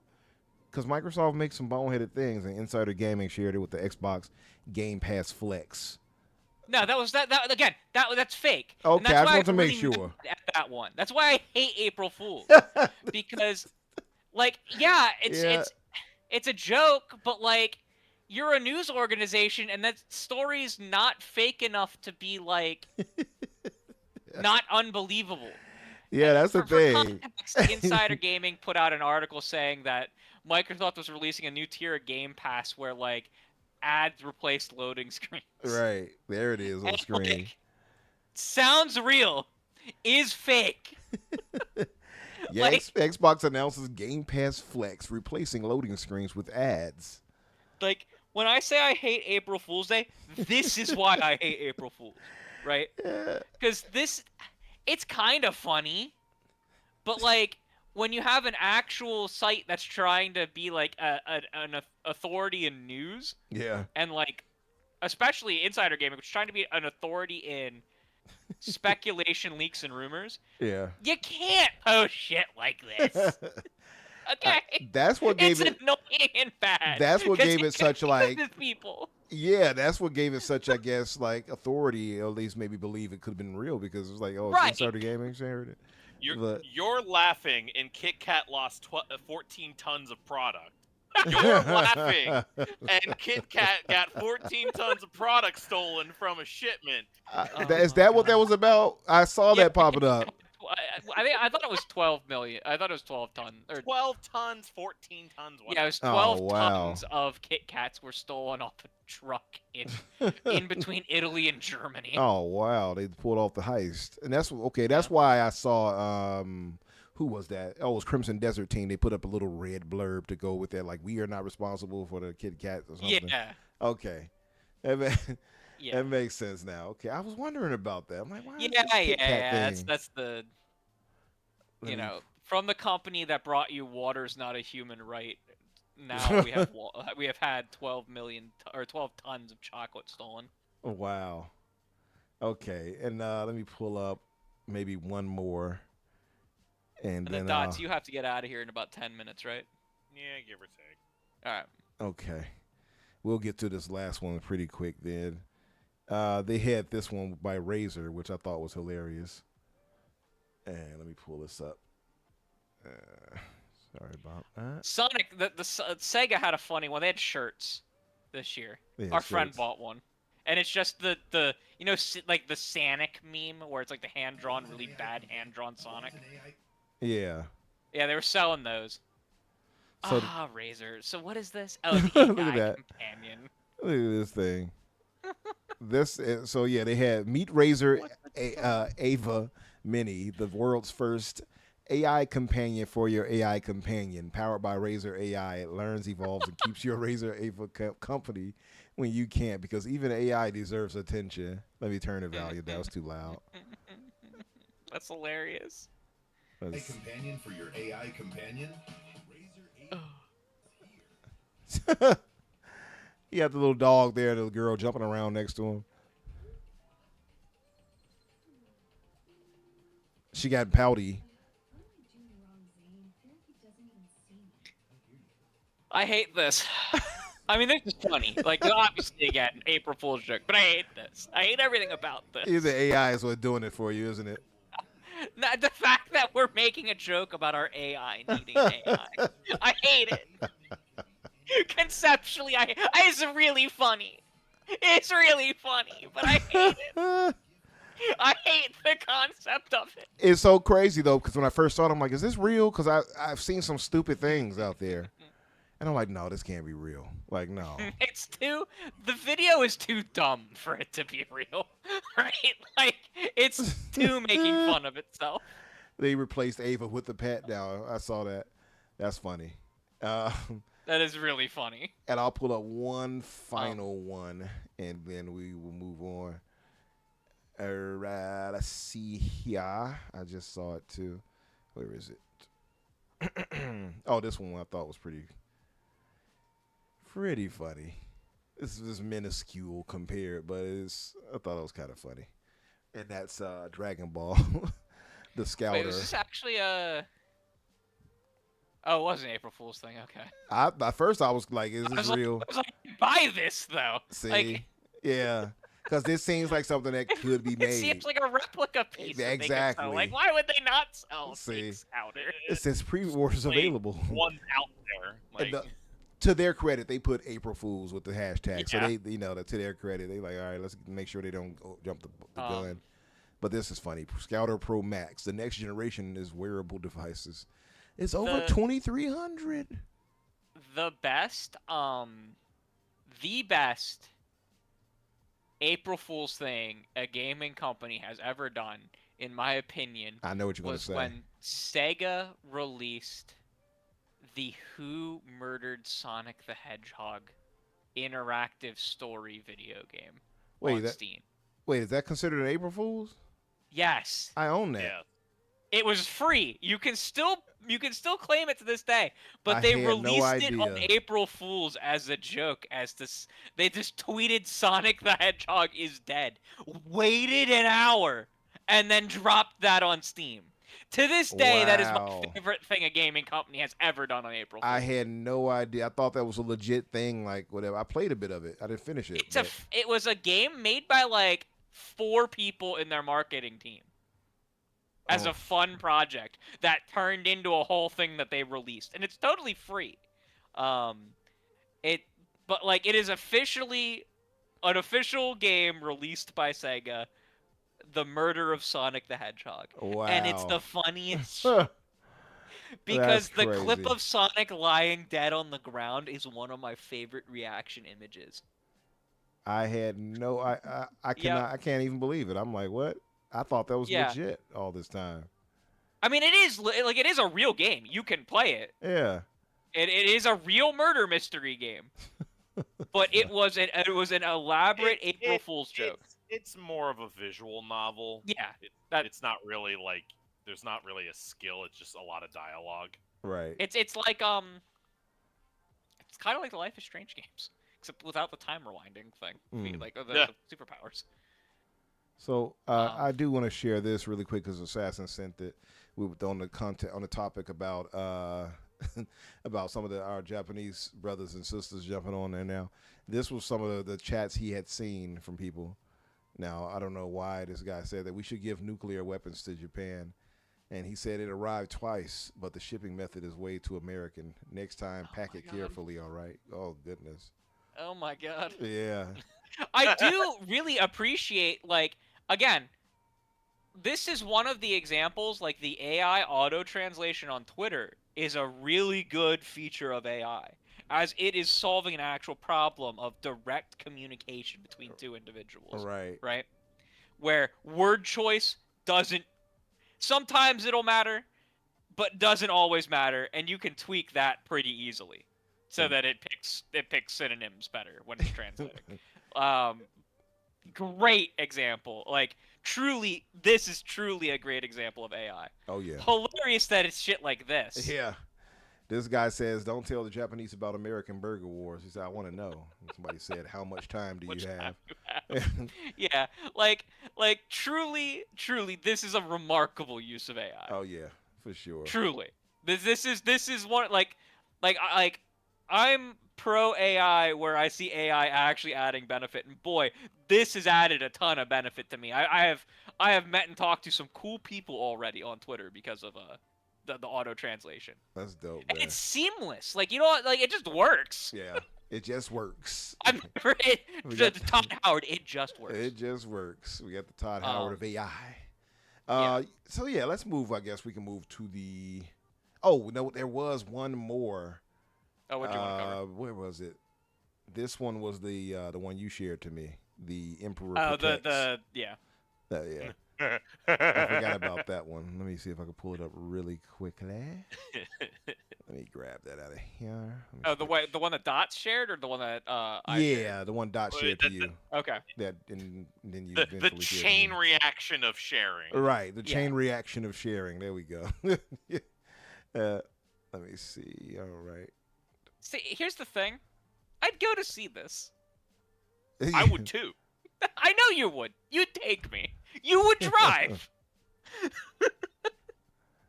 Let me see. I need the full version of the song "My Collection."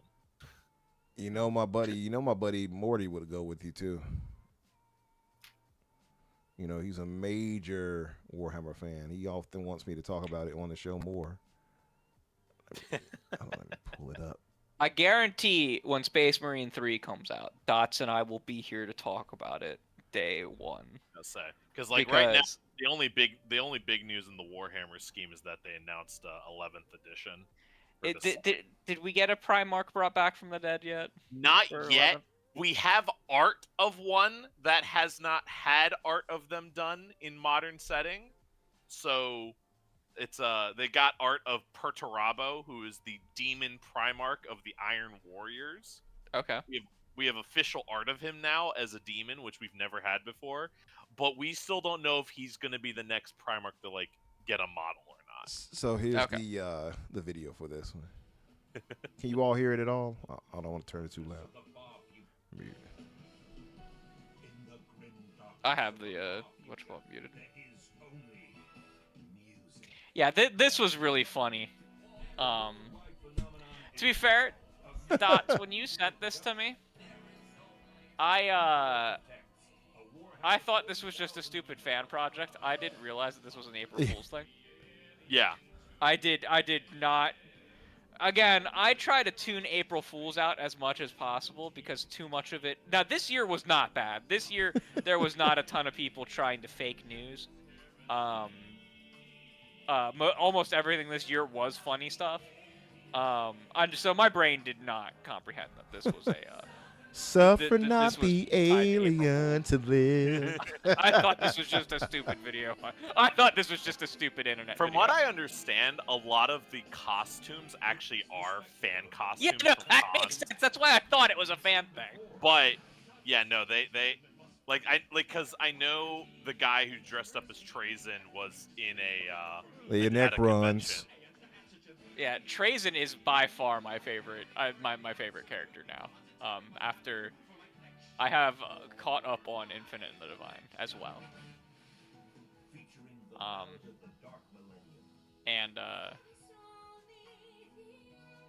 But man, this is funny. This is really funny.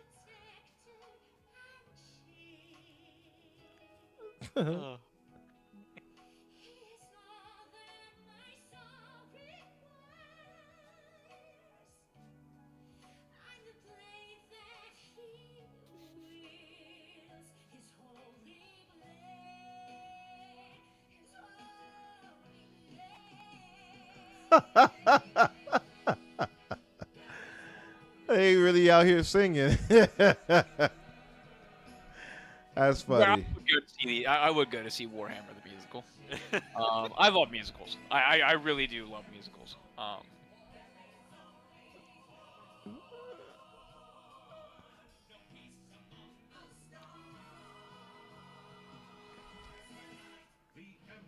I think the last musical The I've seen, Emperor I saw it protects. at an actual theater was Six. It's about the 6 wives of Henry VIII. It's comedy. It's funny. That's funny. That's funny. That is really funny. The Emperor protects. Okay. So, two things. We'll basically just get through it really quickly because we're pressed on time now. So, I didn't want to spend too much time on it anyway, but we had information come up here about the Xbox Fan Fest, as well as the return to E3. What would have been E3, I suppose I could call it, and Microsoft coming back with their July showcase. The games showcase is the name I'm looking for. June. Yeah, June. Sorry, not July. June 7th, to be exact. Let me pull up her tweet. Best to show that. Yeah, and just while you're pulling up the tweet, we also got the date for Summer Game Fest, which is the Friday before that. So it's like the 5th. For the Fan Fest? No, for Summer Game Fest, like Jeff Keighley's show. Okay, yeah, that's right. So we're getting not E3 week again. Yep. Here it is. Okay. Wait. Okay, that looks terrible. I'm trying to reframe this thing inside this image properly here. We love OBS in this household, said no one ever. Yeah. Bear with me, please, everyone. Okay. I think that's good enough. Oh. Satanist, Sarah and Phil canceled FanFest for 2 years in a row. So, I don't know what real FanFest you're going to. There we go. Okay. So, you see I'm still not following Asha. I'm not secure with her yet. Sunday, June 7th is locked in. Xbox Game Showcase 2026 is almost here with a deep dive into Gears of War E-Day Direct. In my first month, I heard clearly that our community values Xbox Fan Fest. As a part of the return of Xbox, we made a decision to bring it back to LA to recognize the players who've been with us over the years. Looking forward to celebrating together. And of course, you got some trolls. Since then, they've expanded it to 7 other cities. Indeed. So now we hear, aside from the Xbox Game Showcase, the Fan Fest return with 7 other cities. And those would be Tokyo, that would be Cologne in Germany, that would be Toronto, that would be LA, of course, that would be Mexico City, and there was one other one, Seattle, and yeah. and they also said they would expand to New more. York. Yeah. Yeah. So Yeah, I'm hoping they either do a New York or a Philadelphia, because I could easily go to that as a day trip. New York makes a ton of sense. I'm surprised Yeah. New York wasn't already there. So New York and maybe hopefully Chicago. Why not? Yeah, I can be the Chicago representative of Xbox, even though I've abandoned Xbox hardware. Anyway, yeah. So, yeah, that's dope. I will say, like, despite my, I guess, caution and cautious nature with Asha and Microsoft and proper, it seems that she's making all the right moves. Wouldn't you say, Crusader? So, I think I said this. I didn't expect her to do much in her first 6 months. Yeah. I expected, like, actually nothing in the first 6 to 12 months. Because I was going to expect if any changes were going to happen, they were going to happen next year in alignment with the actual, like, new console coming out. If there were, like, if any major shifts were going to be made. Good or bad, mind you, like, positive or negative, it wouldn't be happening. But the fact that, like, we've gotten weird things like console OS updates that, like, kicked off, and, like, within 2 weeks they were getting at least minor updates on the system for, like, the first time in 2 years. And then stuff like this, because mind you, Phil and Sarah and whoever you want to blame in Xbox leadership, choose as many executives as you want. Doesn't matter. They canceled FanFest for 2 years in a row because they were too afraid to deal with people who were upset. They can't. The first one that was canceled was in 2024. They decided they weren't doing it the year that they shifted to the multi-platform strategy. And then they also did not have one again last year. They did have one in 23. Yeah. They didn't have it. They had virtual ones in 22 and 21 for, gestures and obvious COVID reason. But, like, this was actually shocking to me because these aren't cheap to host. Yeah, like, to host true. the venues and everything. This is spending a lot of money for realistically only publicity as a return. Right? That goes to a question I want to ask you both, I guess, is why so much now being put into this? Whereas, I mean, I know, like you said, they dodged because they knew the backlash, but at the same time, it seemed like it was dwindling more and more as far as the actual investment in Microsoft in these events versus this now. It's like, oh, let's reimburse and go, reinvest and go all over the place. I've been saying this for the last couple months. I actually think Microsoft is terrified of the AI bubble bursting. Yeah. And needing to reinvest into their actual existing consumer reach markets. Because we're also seeing it on the Windows side, where, like, they're reinvesting. They announced, like, sweeping changes a couple weeks ago about reinvesting into, like, Windows updates and, like, features that people wanted back into Windows 11 and stuff. I was talking with a couple of the engineers about features that I wanted. Like, I was talking with them personally about stuff that I've, as a tech, have been wanting. So I actually do think that there is a large credence to be given to that they are actually trying with purpose to rebuild their public image, to try to reinvest in these brands to make money when the inevitable AI bubble pops. Because even AI will exist after that, just like websites existed after the .com bubble of the early 2000s when that bubble burst. But, like, it's going to come back to Earth and be realistic and not it solves every fucking problem on the planet. And the way you do that with this is like the perfect storm of ways to do it for the Xbox brand, because you have new leadership that aren't actually tethered to the decisions, no matter who made the decisions, right? You can tie them to the old leadership and rebuild the brand with the newer leadership, because they are a clean slate. We're seeing that with Windows too. They sacked all of the Windows leadership as well about 8 months ago and replaced them. And they're doing this basically the same thing there. So it's not shocking to me that if they really are afraid of the .com bubble burst, that's why they're going so head in on trying to rebuild the consumer outreach brand, because they are at a rock bottom on Xbox. They're at a rock bottom on Windows. Truly. Yeah. It's bad. Yeah. So I would not be shocked if part of this is like, because everyone's like, oh, it's just a PR move. And I'm like, everything's a PR move. True. It's just whether or not with the PR there is actually something good for us interwoven into it.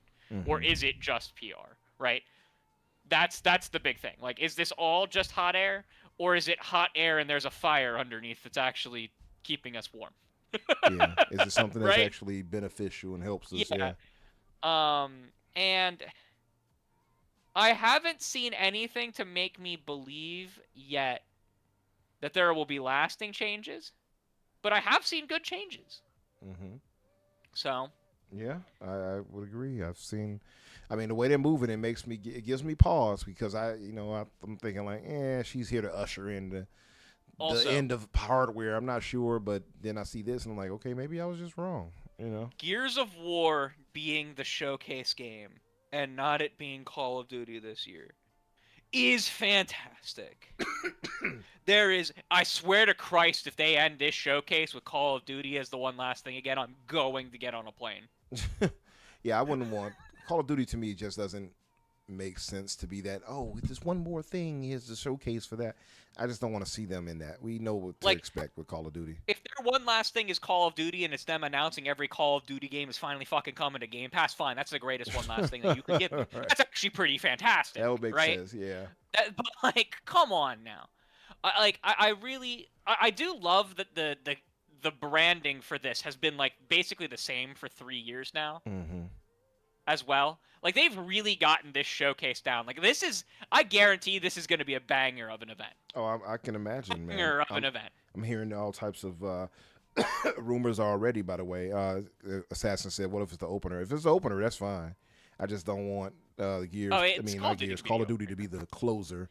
The one last thing should be something that I don't want to say no one sees coming, it might get leaked or stuff like that. You're right. But it should be probably something that's not even that close. It shouldn't be 5 years away, but it should be something that we don't really know about. I agree. It should be something new, even if it's leaked. I still want that to be that right, thing. Right, because that's not their fault that it was leaked necessarily, but right. No, I'm saying that it shouldn't be something that they have publicly shown. Right, before. I agree. It may get leaked and we may know about it ahead of time, but it shouldn't be something that they have shown us before. Agreed. It shouldn't be State of Decay. It shouldn't be. It has to be. It should be something new. It should be something new, something worthy of one more thing, something worthy to be the showstopper. That's for sure. I'm with you. I mean, on that. Dots is going to want it to be Age of Mythology too. Age of Mythology. That's what you want for your closing. I don't think we need a 2 if they keep popping DLCs. It's true. Out. That's true. I think they can keep to this game for another 5 years if they just keep popping new campaign and DLC content. So did you see that based on the stuff with Fanta and how stuff aligns with that ad campaign and stuff that Tom Warren had said about when he thought the release window for the Halo CE remake, there's a theory that may shadow drop at this. That would be crazy. By the way, so I got a few thoughts. One of the thoughts is I would imagine that we might finally see Blade. What's up, KC? Yeah, well, that was what some people have been. There was a speculation about that I saw earlier. That the people thought Blade was going to be here. That would make some sense. There's been time we've been waiting for Dinga and company to bring that out. So it literally started development the week they announced it. By the way, how long has it been now? About 2-3 years. 2 years. Give me a second, I'll check. Time flies, man. But yeah, what's up, Finn? It was announced in 23. It started they pitched it in 22. Yeah, so there we go. So it's been enough time where we can actually see some proof of concept, right? So hopefully we can get to see that, and I don't expect it to be a super big game either. So it makes sense that it will have something to show. I don't think it'll be as big as other games we've come to expect, but I'm hoping to see that. I wish I could say the same for Contraband and all that, and Perfect Dark, but those are now gone. But it's got to be. When I look at this, I think about the crazy year Xbox is going to have at this point. You're gonna have Forza that have dropped by that point. We have E-Day coming up, and I like that they did this because it's E-Day is coming this year. Whereas I used to think maybe it'll be next gen. It might be cross gen. They might have something where they do with that, but this is definitely coming out this year, at least so far. That seems to be the plan. Now the only one that's kind of iffy is Fable. If Fable also lands, this will have been a phenomenal year because you still got Call of Duty, right? We still got the Halo, like you said, which could be Shadow Drop. That's a crazy 25th anniversary gift right there. Halo is currently targeting this summer. I can tell you that right now. It is targeting this summer. Yeah, man. That would be something right there. And then there was also, I don't, XTAS is not a very reliable source when it comes to literally anything but Game Pass itself. However, he's claiming that Persona 6 is going to be at this show. Who said that? XTAS. Okay. When someone asked Nate about it, Nate said that he speculated it could have been at a Tokyo Game Show last year. He's not sure why Atlas hasn't formally announced it yet. I mean, Microsoft has cozied up with Atlas as we've seen over these, Sega and everything. So maybe it will be shown here. They did announce other things there that were coming over to Xbox. So it's possible. Speaking of Nate the Hate, Finn in the chat said that Nate Hate is doing a prediction Xbox podcast show. Yeah. So I think it's in the next couple of days. I have to check that out. And Sotness, what's up, brother? He said dudes was just saying just buy an Xbox, sucker, 3 years ago, like it was coming next week. Right. Yeah, it's been a while now. Like buy it a Helix, sucker. How about that? Sotness, since that's next year we'll have it. What about you on this, Dots? And I know you got to go. We can, you know what? Well, no, I do want to highlight the Galaxy, not to make my ad look false advertisement wise. But what about you, Dots? What are you thinking on this? I know you're not the biggest like Xbox guy or whatever, but what would you say are you hopeful to see maybe announced or something like that here at this showcase? That's a good question. Obviously, the next stage of Halo is definitely on the radar. I'm very curious of the direction it's going to go with the new engine, and obviously, what the multiplayer will be different from the campaign. There's no multiplayer in it. There's no multiplayer associated. Okay. It's just co-op. Okay, so it's just just the campaign, just co-op. Just in a new engine. Okay. Yeah. All right. Well, regardless, it's still another new step for Halo. I'm curious what it go. I mean, hell, if you really want to tickle my brain, hit me with that Halo Wars 3. Just hit me with that. I would not disagree. I would be excited for a Halo Wars 3. Hell, I'd be excited for them to announce Halo Wars 2 was finally going to Steam where it should be. Is the new expansion for Age of Mythology, the Aztecs, supposed to be out before that? I believe it comes out in Does it come out in May? Month or two, yeah. What's it called? The Obsidian Mirror, I believe. Because they're going off of the theme that all the DLCs are based off of objects or some shit like that. It comes out 21st of this month. Yeah. So they could announce the next expansion for Age of Mythology if they're doing another one. I know Age of Mythology has been doing really, really well for the metrics they have for what they want the Age of stuff to do. You know what? You know what though? What they also could potentially do. What? We have Age of Empires 4 came out 5 years ago. We could get a 5 potentially. Yeah. That's with how much once again, yeah.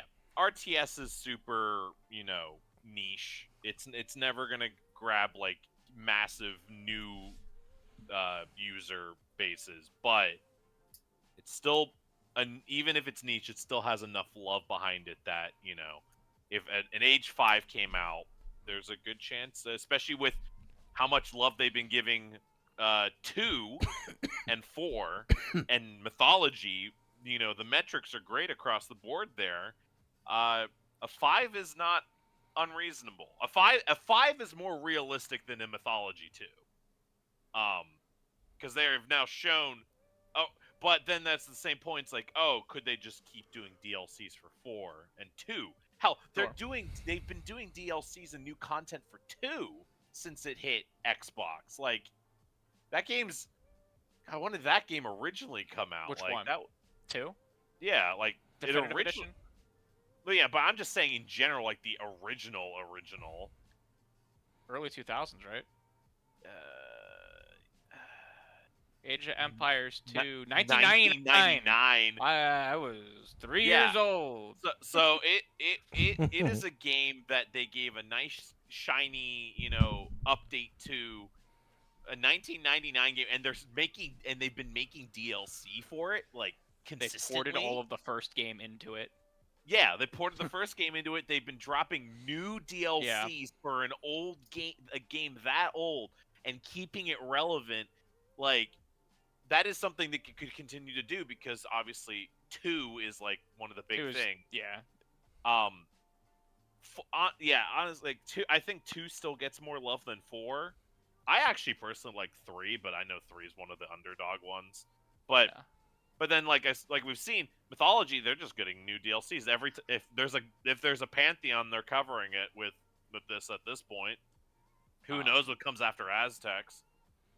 Oh, did you see the question from Assassin in the chat? Yeah, I was going to read that in a second. Asking about the StarCraft. So I think we spoke about that already, Assassin. Yeah.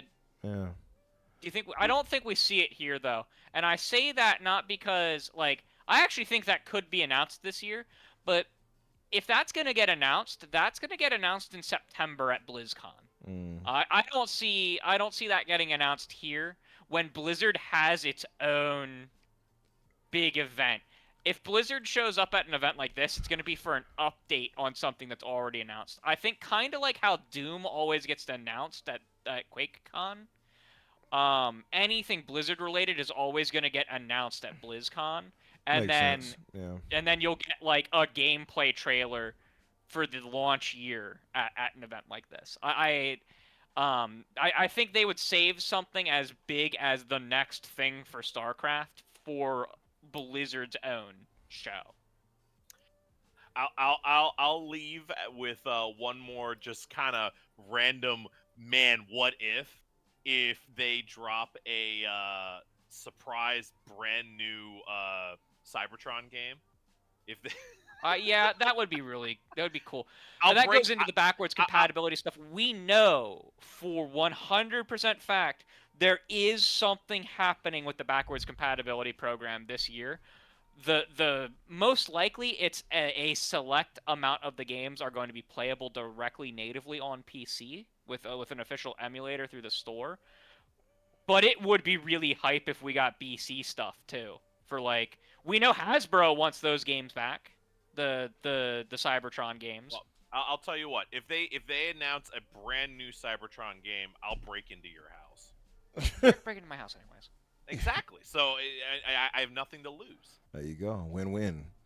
Assassin said they did announce Doom, of course, the Dark Ages at outside of QuakeCon. Did they? Yeah, they showed it at the Xbox showcase. Well, which was I thought badass. it had already been announced though. I don't know. Well, we saw a gameplay of it, but maybe it was announced before that. To be fair, yeah, it's a good point. Well, I am going to skedaddle now. I have not seen Super Mario Galaxy, so I have nothing to contribute for that anyway. None of us have, so don't feel bad. Yeah.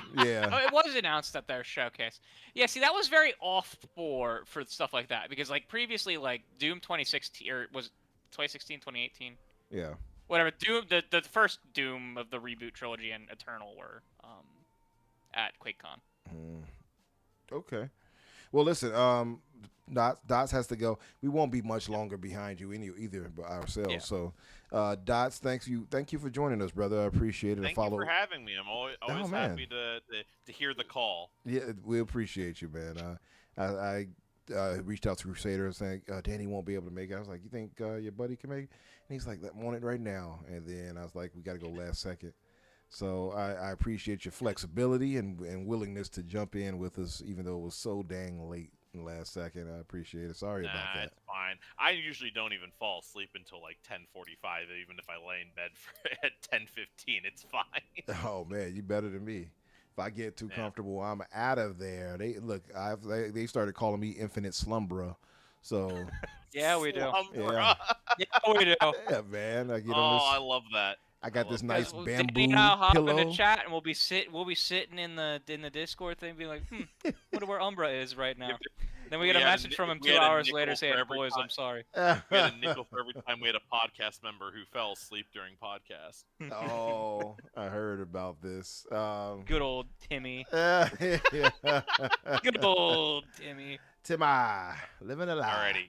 But thanks again, brother. Appreciate it. I don't know if you want to give a shout out to where people could find you and everything, but feel free. Dotsaurus RTS on Twitter, Bluesky, all the shindigs. I'm pretty sure I'm the most. I think it's Dotsaurus still on Steam, but regardless, I'm around. Y'all have a wonderful night. Keep it real. All right, brother. You too. Thank you.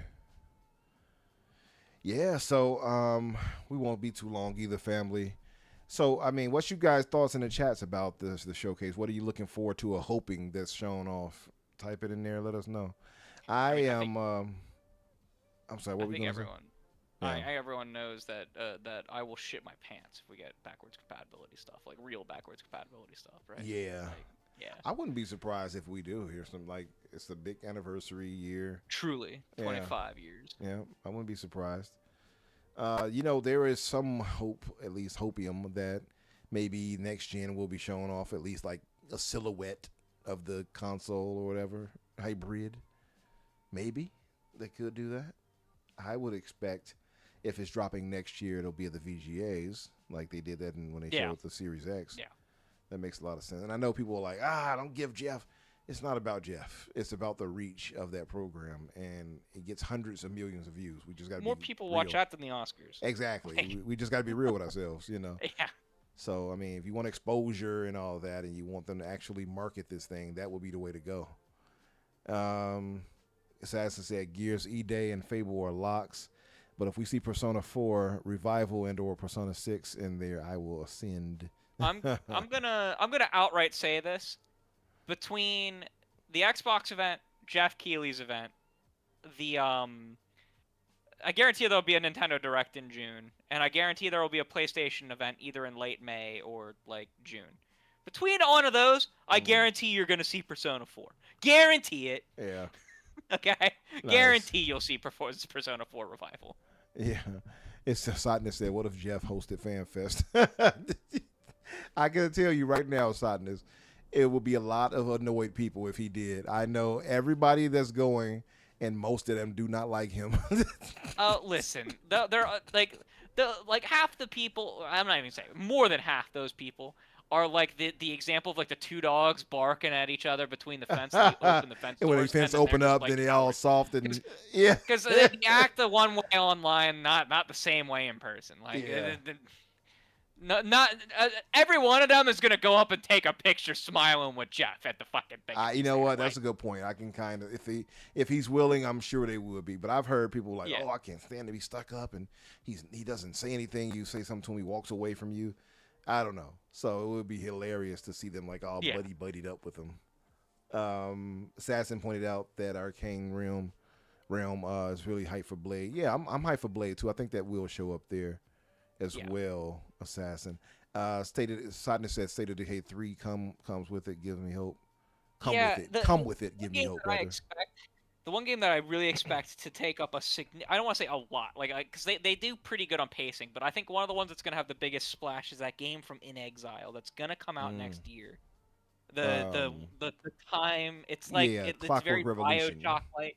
Yeah, Clockwork Revolution. That's it, Clockwork Revolution. Mm-hmm. That's probably my most anticipated Xbox Game Studio game that's not Elder Scrolls. It's one of my biggest, It looks phenomenal. It looks polished as hell. It looks creative as hell. I'm hyped for that too. Yeah. OD is another one. Although I'm gonna be 100% with everyone. I think we're just gonna, the next time we see OD, I think it's gonna be at a Jeff Keighley show. Not because of anything other than like it'll be they'll do some nonsense on his stage. Like how they did like with Control Resonant and with the Divinity announcement, right? They'll do they already did weird shit like that once on his stage. They'll do it again. Yeah, that's true. But it would be awesome if that game was here. And also, too, by the way, besides OD, is Fizzant, that whatever it's called that Kojima's working on? That's PlayStation? Okay. PlayStation's publishing that. I see. Because I saw him post about, I'm watching this movie aside from Fizzant I'm working on. I'm like, wait, is that coming to Xbox? Okay. Yeah, so with those, I would highly doubt that it would come to... I think PlayStation will own the IP. I have a feeling that that'll end up very much like Death Stranding eventually, where the IP will revert to Kojima, and then he'll put it wherever he wants to put it. We could see Death Stranding 2 at this showcase for Xbox. It would be about 12 months. That is you could see that. It would be about 12 months, and he owns that IP now. Yeah, I already have it. Yeah, I got it on PC, but yeah, that will be nice to show up there. It's another one too. What's something else that could show up? I think who said do we see anything Fallout related? I think Fallout is a prime example of something that should be the one last thing. Yeah, Fallout would definitely work as one more thing for sure. I don't know that Todd Howard dares announce a game again until Elder Scrolls 6 is out. The Fallout 3 remake won't be there. That game, if with the wild success that Oblivion was, with the shadow drop that it was, I don't think we see the Fallout 3 remake until the day it fucking drops. Because Oblivion was one of the best-selling games last year, and its entire marketing campaign was the day it came out. Like that, Fallout 3 will do the same thing when it's redone in the same kind of remake. So I don't think we see that at the event unless it drops the day of the event, and I don't think it's ready yet. Final Fantasy VII Part 3 could be at Xbox's show. What about the rumor for Final Fantasy IX remake? Final Fantasy IX remake is paused. Oh, damn. Well, that's what, according to Nate, it is officially on ice. Damn. That sucks. Yeah. Final Fantasy VII Part 3, though, if Xbox still allows the studios to show other platforms at its showcase, Final Fantasy VII Part 3 could be there. Speaking of if they do not, it will not. What do you guys feel about that with the whole? I'm pretty sure I can guess the chat's response, but what do you feel about them advertising like PlayStation and such at their showcase? Can I say that the feeling is complicated? Yeah, for sure. Is that legal? Yeah. So you won't be arrested. Conceptually, I think it's a really fucking bad idea when no one else is willing to do it. Right.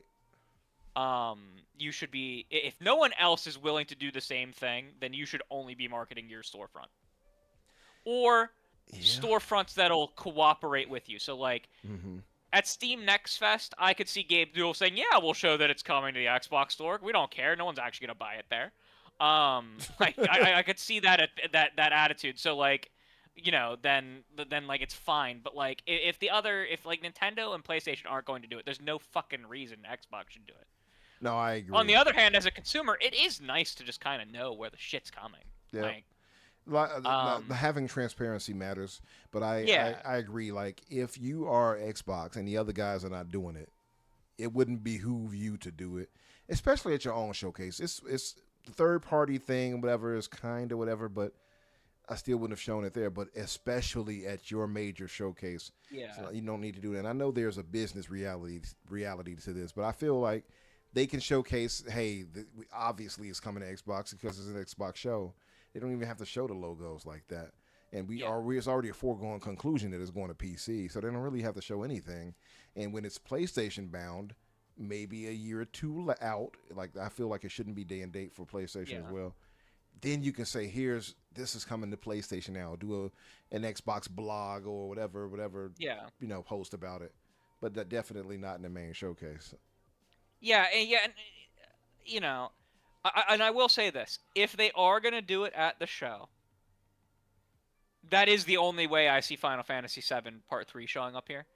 Wherever Final Fantasy VII Part 3 shows up, they are going to advertise on that screen that it is showing up on every platform, because that is Square Enix's new like modus operandi, right? Like that is their big our games are multi-platform now. Like every chance they had to say that to investors, they're saying it. So however they show off Part 3 will be at an event where they can show it off, or very quickly get everyone to realize it's coming everywhere. That's why I don't think it'll be at a PlayStation event. I really don't think it'll be at a Nintendo event. It could be at Jeff's event. I truly believe that between the Xbox event, if they do keep up the showing of platforms, or at Jeff's event, we do see Part 3. Like that weekend, I'm positive we're gonna see Final Fantasy VII Part 3. Positive. Yeah, for sure. Assassin said, as a PlayStation guy, I don't like it. Xbox shouldn't give help to PlayStation when it's not going to be reciprocated. Yep. It's not even really helping PlayStation. True. Like, not really. Yeah. Like, the people who own a PlayStation, like, it's just kind of convenient for anyone who's like, where is this game actually going? Like, it saves you like 6 minutes. Like, if you're someone who is actually sitting watching this event, it saves you the like 15 minutes after the event of trying to figure out what platforms that game is actually launching on. Like, it's only really a convenience thing, but they shouldn't offer that convenience if no one else is offering that convenience. Mm-hmm. Yeah. I agree. I know there was some consternation because, as we had discussed it again in the GCP, people were like, it was pointed out that a lot of Xbox fans are saying this for dual reasons, and one of them being that they don't like Xbox games going to PlayStation. I do agree with that. I do believe that's part of it, but I also will agree that you don't need, if she's really trying, I said this on Boom Show, if the goal is to really be down and to really build Xbox back up and to really say, hey, we're here to compete. Damn all the kumbaya. Yep. Damn all the where everybody plays, we all win. A boat that lifts all boats talk. They're going to have to drop that, right? Correct. And they're just going to have to be seriously cutthroat, and they can do that. They have the money to do it. Yep. And that's the thing. If you really want to bring people to your console, we all know, as much as people might not like it, exclusives do matter in that sense, right?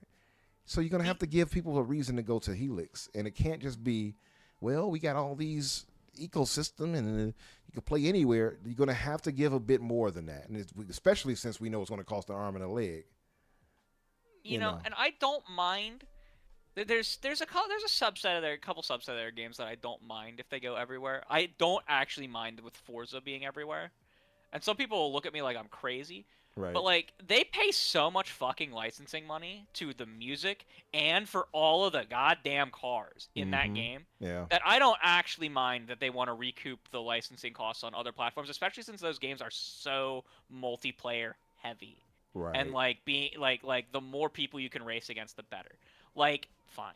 That one makes sense to me, actually. Like, honestly, that one like logically, and the amount of people they reach even just on their own platform, like that one just makes sense to me to go everywhere. But that's like the only one from their core catalog that ever made sense to me to go everywhere. Like Halo doesn't, Gears doesn't, Minecraft does, but Minecraft was before they bought it. Call of Duty, of course, does, you know. And then there is the case where I actually don't think it's necessarily a bad thing that they put their third-party publishing games everywhere. Like, I don't actually think it's a bad thing that they're publishing Kojima's game everywhere. I think it's probably easier for them to make partnerships with third-party publishers. Not third-party publishers. To make partnerships with third-party independent studios like Kojima, if they are willing to just put it everywhere. Yeah, for sure. And I can accept that. Because like their platform just isn't as large right now. And so that can be very detrimental to like convincing a third-party publisher to go exclusive. So yeah, you want to put Kojima's shit everywhere. I'm okay with that too. You don't own them. In fact, you're probably not even going to own the IP. True. And that's where I'm with you at. Like, if it's damn third party, you can't quite dictate them unless you drop a bag on them. But which they, in my opinion, I would also do that if I were them. If you want to be aggressive, If you're outsourcing Halo, that's one thing. Outsourcing Halo is fine, right? Like that should be exclusive. Like I'm not talking about stuff like that. Like if you're like Halo Wars, for example, was outsourced to Creative Assembly, I believe. Right. Like I'm not talking games like that are like within the Halo IP. I'm talking shit like Ori. Like I don't really. Ori was on Nintendo Switch well before 2024, right? Right. And like again, that's kind of fine with me. You want to take some of your external publishing deals, and you want to make them a way you publish on other platforms, and you want to publish Call of Duty and Overwatch and Forza on other platforms. I understand it, but like I really think that they went all in way too fast and damaged their ability. Like, and I think that is something she's gonna realize is that like they do have this platform and they make so much money selling shit on their store from like third-party publishers that they have no involvement whatsoever in the development of the game, but they get that 30% cut anyways because they sold it through their store. Right. And I truly think that the loss of exclusivity is going to very directly impact that. And so I'm pro exclusives with an asterisk of like there can be exceptions and there are reasonable exceptions to make. Yeah. But they need to be strategically made and they need to not be as common. Yeah. And they need to be expressly like stated to people like all of our third-party publishing, yeah, that's multi-platform if it's not inside of a major IP. Forza and the Forza-related stuff because of the car licenses and like the potential actual reach of that, yeah, that's going to be everywhere. Like, fine, makes sense to me. And that makes sense for that. Same thing I would say for Halo and Gears as far as the multiplayer suites. I would still keep the single-player story part locked to Xbox, but have the multiplayer be free to play on other platforms to get it. I would still lock even that down. Just because I mean, if you're gonna try and go with a like 10-year live service multiplayer, then fine. But if you're gonna make a multiplayer that's gonna exist for 2 to 3 years and then you're gonna switch it to the next game when the next game comes out, right? I don't even see a point in doing that with Halo and stuff like that. Especially if you're not going to port MCC, which is like, like all of the multiplayers in one. Like if you're not going to port that, then I don't see a point in bringing those I get you, and it's like at a point it's diminishing returns, right? Like is it worth putting that over there like if it's not going to really get you sales? It's, you know what I mean? Like Sea of Thieves makes a lot of sense because that's like an eternal game. And when they, like, if they release a sequel, like a Sea of Thieves 2, that game's also going to be a pseudo-eternal game for, like, 10 years. True. Like, that makes more sense to me to put everywhere than something like a Halo that's going to be replaced by the next Halo that's going to be replaced by the next Halo. And not to mention that it's the tentpole, right? And I say this before, like, tentpole should probably stay home. If Call of Duty wasn't the size that it was, I would also apply the same rule to Call of Duty. With it being a yearly release, but Call of Duty is just too freaking big. Yeah. Like that would be disastrous to budgeting to pull it back. Like I like you genuinely want that to be on Switch 2 if you can. Like you want to grow that, not shrink that. But like again, I don't know that we see a shift in the multi-platform stuff this year. If we do, the only one I think we see it with is Gears.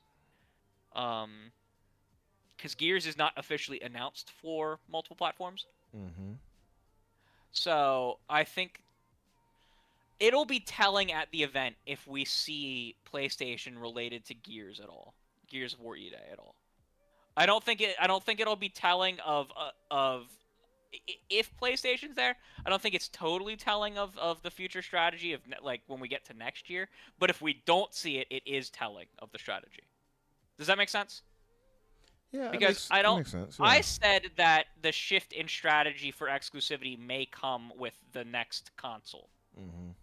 So if Gears is coming out this year, we may not see a shift. They may still just release it day and date on the other. There is possibility. I would hope that they if they're going to be serious, I think they need to go away from that though. I do too. Yeah. I'm just saying that if we don't see a shift this year, it doesn't exclude a shift. If we don't see a shift next year, there is no shift ever happening. Right. Does that make sense? No, I don't think sense, yeah. if we don't see changes this year, it's not. There's still the potential for change. Yeah. But it may have just been too soon to change direction this year. Right. Yeah. And that's why, and like if you go back and look at my initial tweets with like that I put out with when Asha was first announced, I said if she's making any large changes, I expect to see them in 2027. Right. That is directly what I said, and I'm still with that. There's the potential to see them at this show. I'm not betting on seeing it at this show. Right. So. The chances are ever in your favor. Yeah. Satna said, acquire Jim Ryan. Yeah. Oh, hell, get Sean Layden while we're at it. We had to move to one final thing. We had the Super Mario Galaxy trailer that popped up and the news around that. And I don't know if you all had paid attention to it, but it was like a lot of trepidation with that because the Mario movie apparently was not doing too well with critics. It's the same exact situation as the first one. Exactly. Same situation. And to be fair, the critics weren't totally wrong with their reviews in the first one. But that what they're like how they're doing their critical analysis does not align with how much people enjoyed the movie when they went to see it. And I don't actually necessarily even think that that's necessarily a bad thing, because a critical review does not equate to like popularity or like just overall enjoyment that an audience may have of something. Right. I think it's a little there's a little bit too big of a gap in this case, but it's the same thing we saw with the first Mario movie, and it's the same thing we kind of saw with the Minecraft movie. The Minecraft movie is not a masterpiece of Western art, right?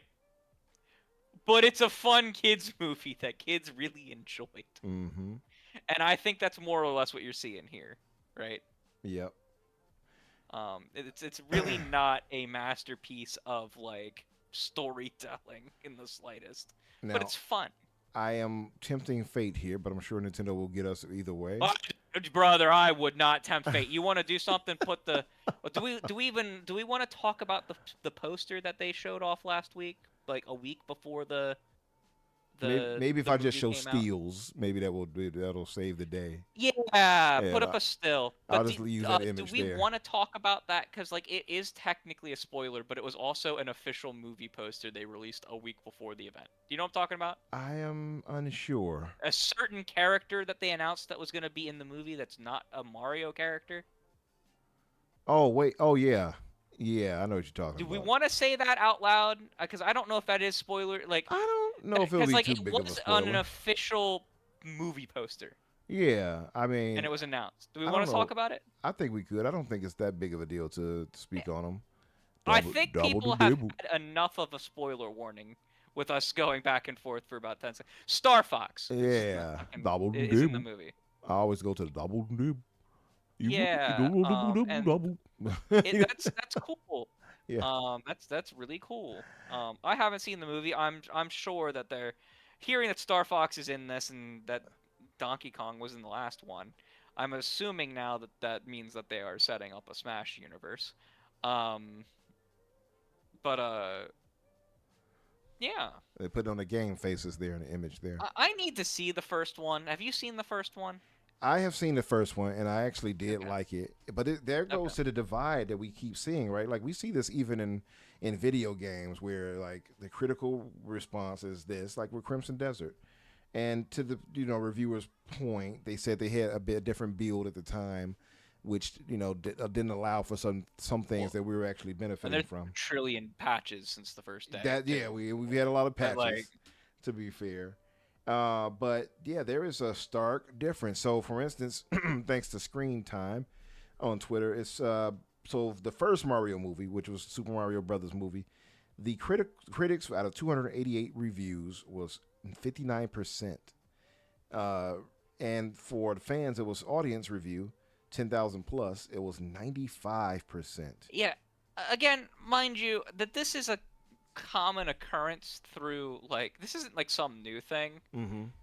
How critics look at things, like, and this isn't a thing relegated to the gaming industry either. Like, a lot of people always think that, like, critics over-hate or over-like certain things. And it's just how critical reviews are done versus what people look at things. Because in gaming, we have it so conflated that our critical reviews are, because they're so associated with the launch of a game, Mm-hmm. and they all come out before the launch, that they're almost a part of the advertising for the damn thing. Yeah. Whereas, like, that's not really what critical reviews... They like, reviews have been so co-opted into being that when they really shouldn't. Yeah. And the people who do reviews have never actually adapted to acting like they are part of the advertising process. Most don't treat their reviews as part of the advertising process. They do for the most part. In gaming, it's a little meh. But for like in the TV film industry, like, they don't give a shit if what the average person's gonna like. They do a review based on, like, true critical analysis of the art for the most part. And so, like, you get this a lot in TV film, where you don't get an alignment of what the critics think versus what fans think. And it's almost always the critics are negative and the fans are positive. Yeah, right? It's almost always the case. I mean, Well, we've seen it all over the think place. about it, Even like, with Ebert and Roper, Yeah, like think about it. Like, there's millions of people who adore, like, the Real Housewives of America, right? It's slop television, but people adore it. Critics are going to roast the shit out of, like, any kind of thing like that, because it's not, like, it's not high art, right? And that's what the difference between the critic reviews and the fan reviews are here. It's, do you enjoy it for what it is, versus doing critical analysis of it being high art. Like, it is, like, that is what it is. And I think that's fine. In gaming, it gets conflated because, like, you have reviewers getting review copies of games that are fundamentally, like, expensive, and that can feel like a that can bribe weigh or some things in one sorts. direction. Yeah, it's like a You bribe, have, so to speak. Yeah, you have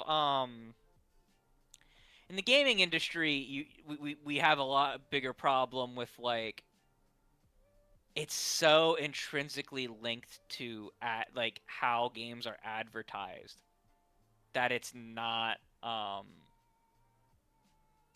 healthy for the industry, for either game's publication or the game industry itself, because reviewers can't be totally honest in either direction without feeling that they might get blacklisted by a company. And then they only get, like, 2 weeks. Sometimes they get days to review, like, a 120-hour game. And if they don't have that review out by the time everyone else does, theirs will be lost to search engine optimization madness and won't get seen. And then their website won't get the traffic. And then their website will collapse. Like, it's bad. In TV film, it's a bit different, because they all get to see the movie at the same time.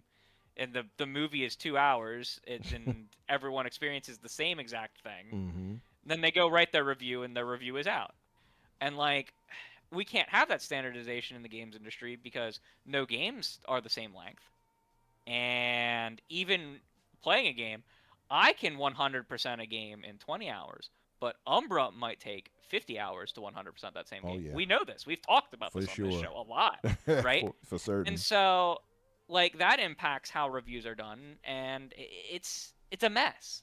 Like, that's why I hate all conversations about the games industry, about journalists, both good and bad. Yeah. Because some people will come to their defense, like, constantly, and other people will always want to tear them down. That is true. And it's unhealthy in the middle of that, right? Yeah. But just to throw it out there, so the first critic reviews total was 59% for the first movie, it dropped to 42% for the second movie with a 92% audience approval.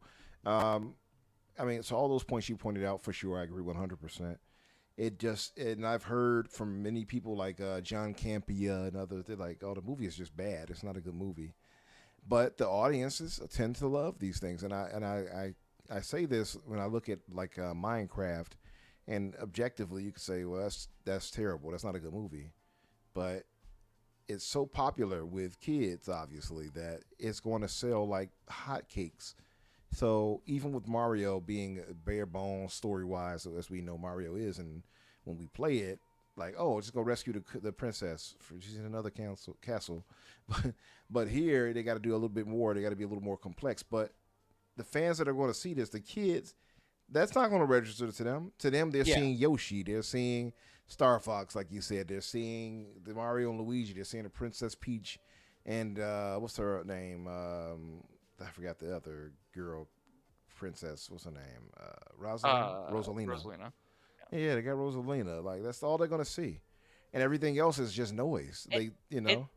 It's also not like Mario has a rigorous mythos to really create a story from that had like impact. Like, you're goddamn traveling through portals to collect shit in different worlds, to collect shit in more worlds, to go fight the giant turtle. Like, you know, I don't. Mm-hmm. You're not. So you have to, when you're writing a story to interject into that, you can't do too much, because then you're making it something it's not. But you can't do too little, because then it's like, what is the point of making this a movie? So like, yeah, of course there's never gonna be a real like critics are never gonna be happy with the end result, except for maybe the like visual and audio design. Okay. You know. That said, I expect this movie to bring in the dough. Print money. Oh yeah, print money. This movie's gonna make some money for them. I've heard though that there may be a spinoff for old Fox McCloud, because the reception to him is really good. So yeah, we'll see. I know they floated the idea of a new game for him too, a new game world. Yeah, so that's gonna be this summer. Nate did leak a Star Fox in the classic style, a Star Fox game coming out this summer. Oh, there you go. Yeah. There you go. Supposedly there's 2 Star Fox games coming, but that's the first one. Oh, okay. Yeah. Yeah, man. So those who may want to go see this over the weekend, let us know what you're thinking if you're going to go check it out. And hopefully you I guess I gotta watch the first one. Where can I watch the first one? Do you know? I don't know if it's on any streaming right now. I think it was on. Who published Netflix. it? Like, what studio is it? Like what? Who makes it? Let me see. I forgot their name. Is it Paramount? Is it? It's well, they might be the ones who produce it or whatever. Who what's the word I'm looking for? The ones who. No, it's Universal. Yeah. Okay. It's Illumination and Universal. Okay. That's what I was looking for. That name. Yeah. Illumination, which is they've done a Despicable Me, for instance. Yeah. Yeah. It's actually. Yeah. This. What were you saying? It is currently available on Netflix and. I was right. Okay. I thought I saw it on Netflix. It looks like it might also be on Peacock. Okay. Yeah. Yeah. Right. So it's worth. I mean, you got plenty of ways to check it out. Even if you didn't get it there's other ways. Anywho, it is worth a watch. The first one, I liked it. I thought it was pretty good. I'll have to. Yeah, and they got the little musical parts in there you're gonna like and stuff. So there is that. So who said that? It's, Ron Slusher said, "I hope we get a Redfall movie." Yeah. Hey, listen, that could actually work in a movie form. I wouldn't doubt that. Actually, animated or otherwise, so that could work. But listen, we have to get out of here, family. It's well past the time. We got things to do. We hit in the 3-hour mark. Like I said, I knew it was going to happen. And, man, we want to thank you guys for being here. What's up, BT? Want to thank you guys for being here. Check out the replay if you're behind, or at least make sure you hit the like button before you leave out. Yeah, I mean, we had a good discussion, BT. I think you'll enjoy it if you check it out whenever you're free. Yeah, I would encourage not only for you guys to hit the like, but if you could also, if you haven't subscribed yet, subscribe to us. And if you have enough free time, a lot of times we'll have BT, we'll have KC, we'll have others go into the chat. My boy Soil Tech, they will go into the comment section, should I say, after the show is over and leave a comment. That helps too. So if you guys could do that and like the show, we'd appreciate it. But Crusader, my man, good job here today. Where can the folks find you, and what would you be up to? Yeah, you can find me at all my regular social media places, Crusader3456. I'm gonna be playing Mass Effect Trilogy on PC. I'm gonna go for the 100% on Steam, because it's the only platform I do not have every achievement on for the Mass Effect Legendary Edition. I have every trophy on PlayStation, I have every achievement on Xbox. I do not have them on Steam, so we're going for the trifecta. Oh, that's dope, man. Yeah. Give a special thanks to BT Maverick. There you go. Thank you for that. He sent one membership gift to Talos. Shout out to Talos Ray. Yeah, appreciate it, BT. Thank you, brother. As far as myself, Infinite Umbra or Umbra Infinite, you'll find me either way on social media. And of course, on Tuesdays, the Xbox Factor, myself, Boom, and Jamie Moran, and sometimes other guests like Crispy Bomb or Danny, even if he's free. There's Talos. What's up, Talos? And of course, back here with me and Crusader and Danny when possible on Thursdays at 8 o'clock Eastern. We appreciate you guys. You all have a great night. We will talk to you guys later.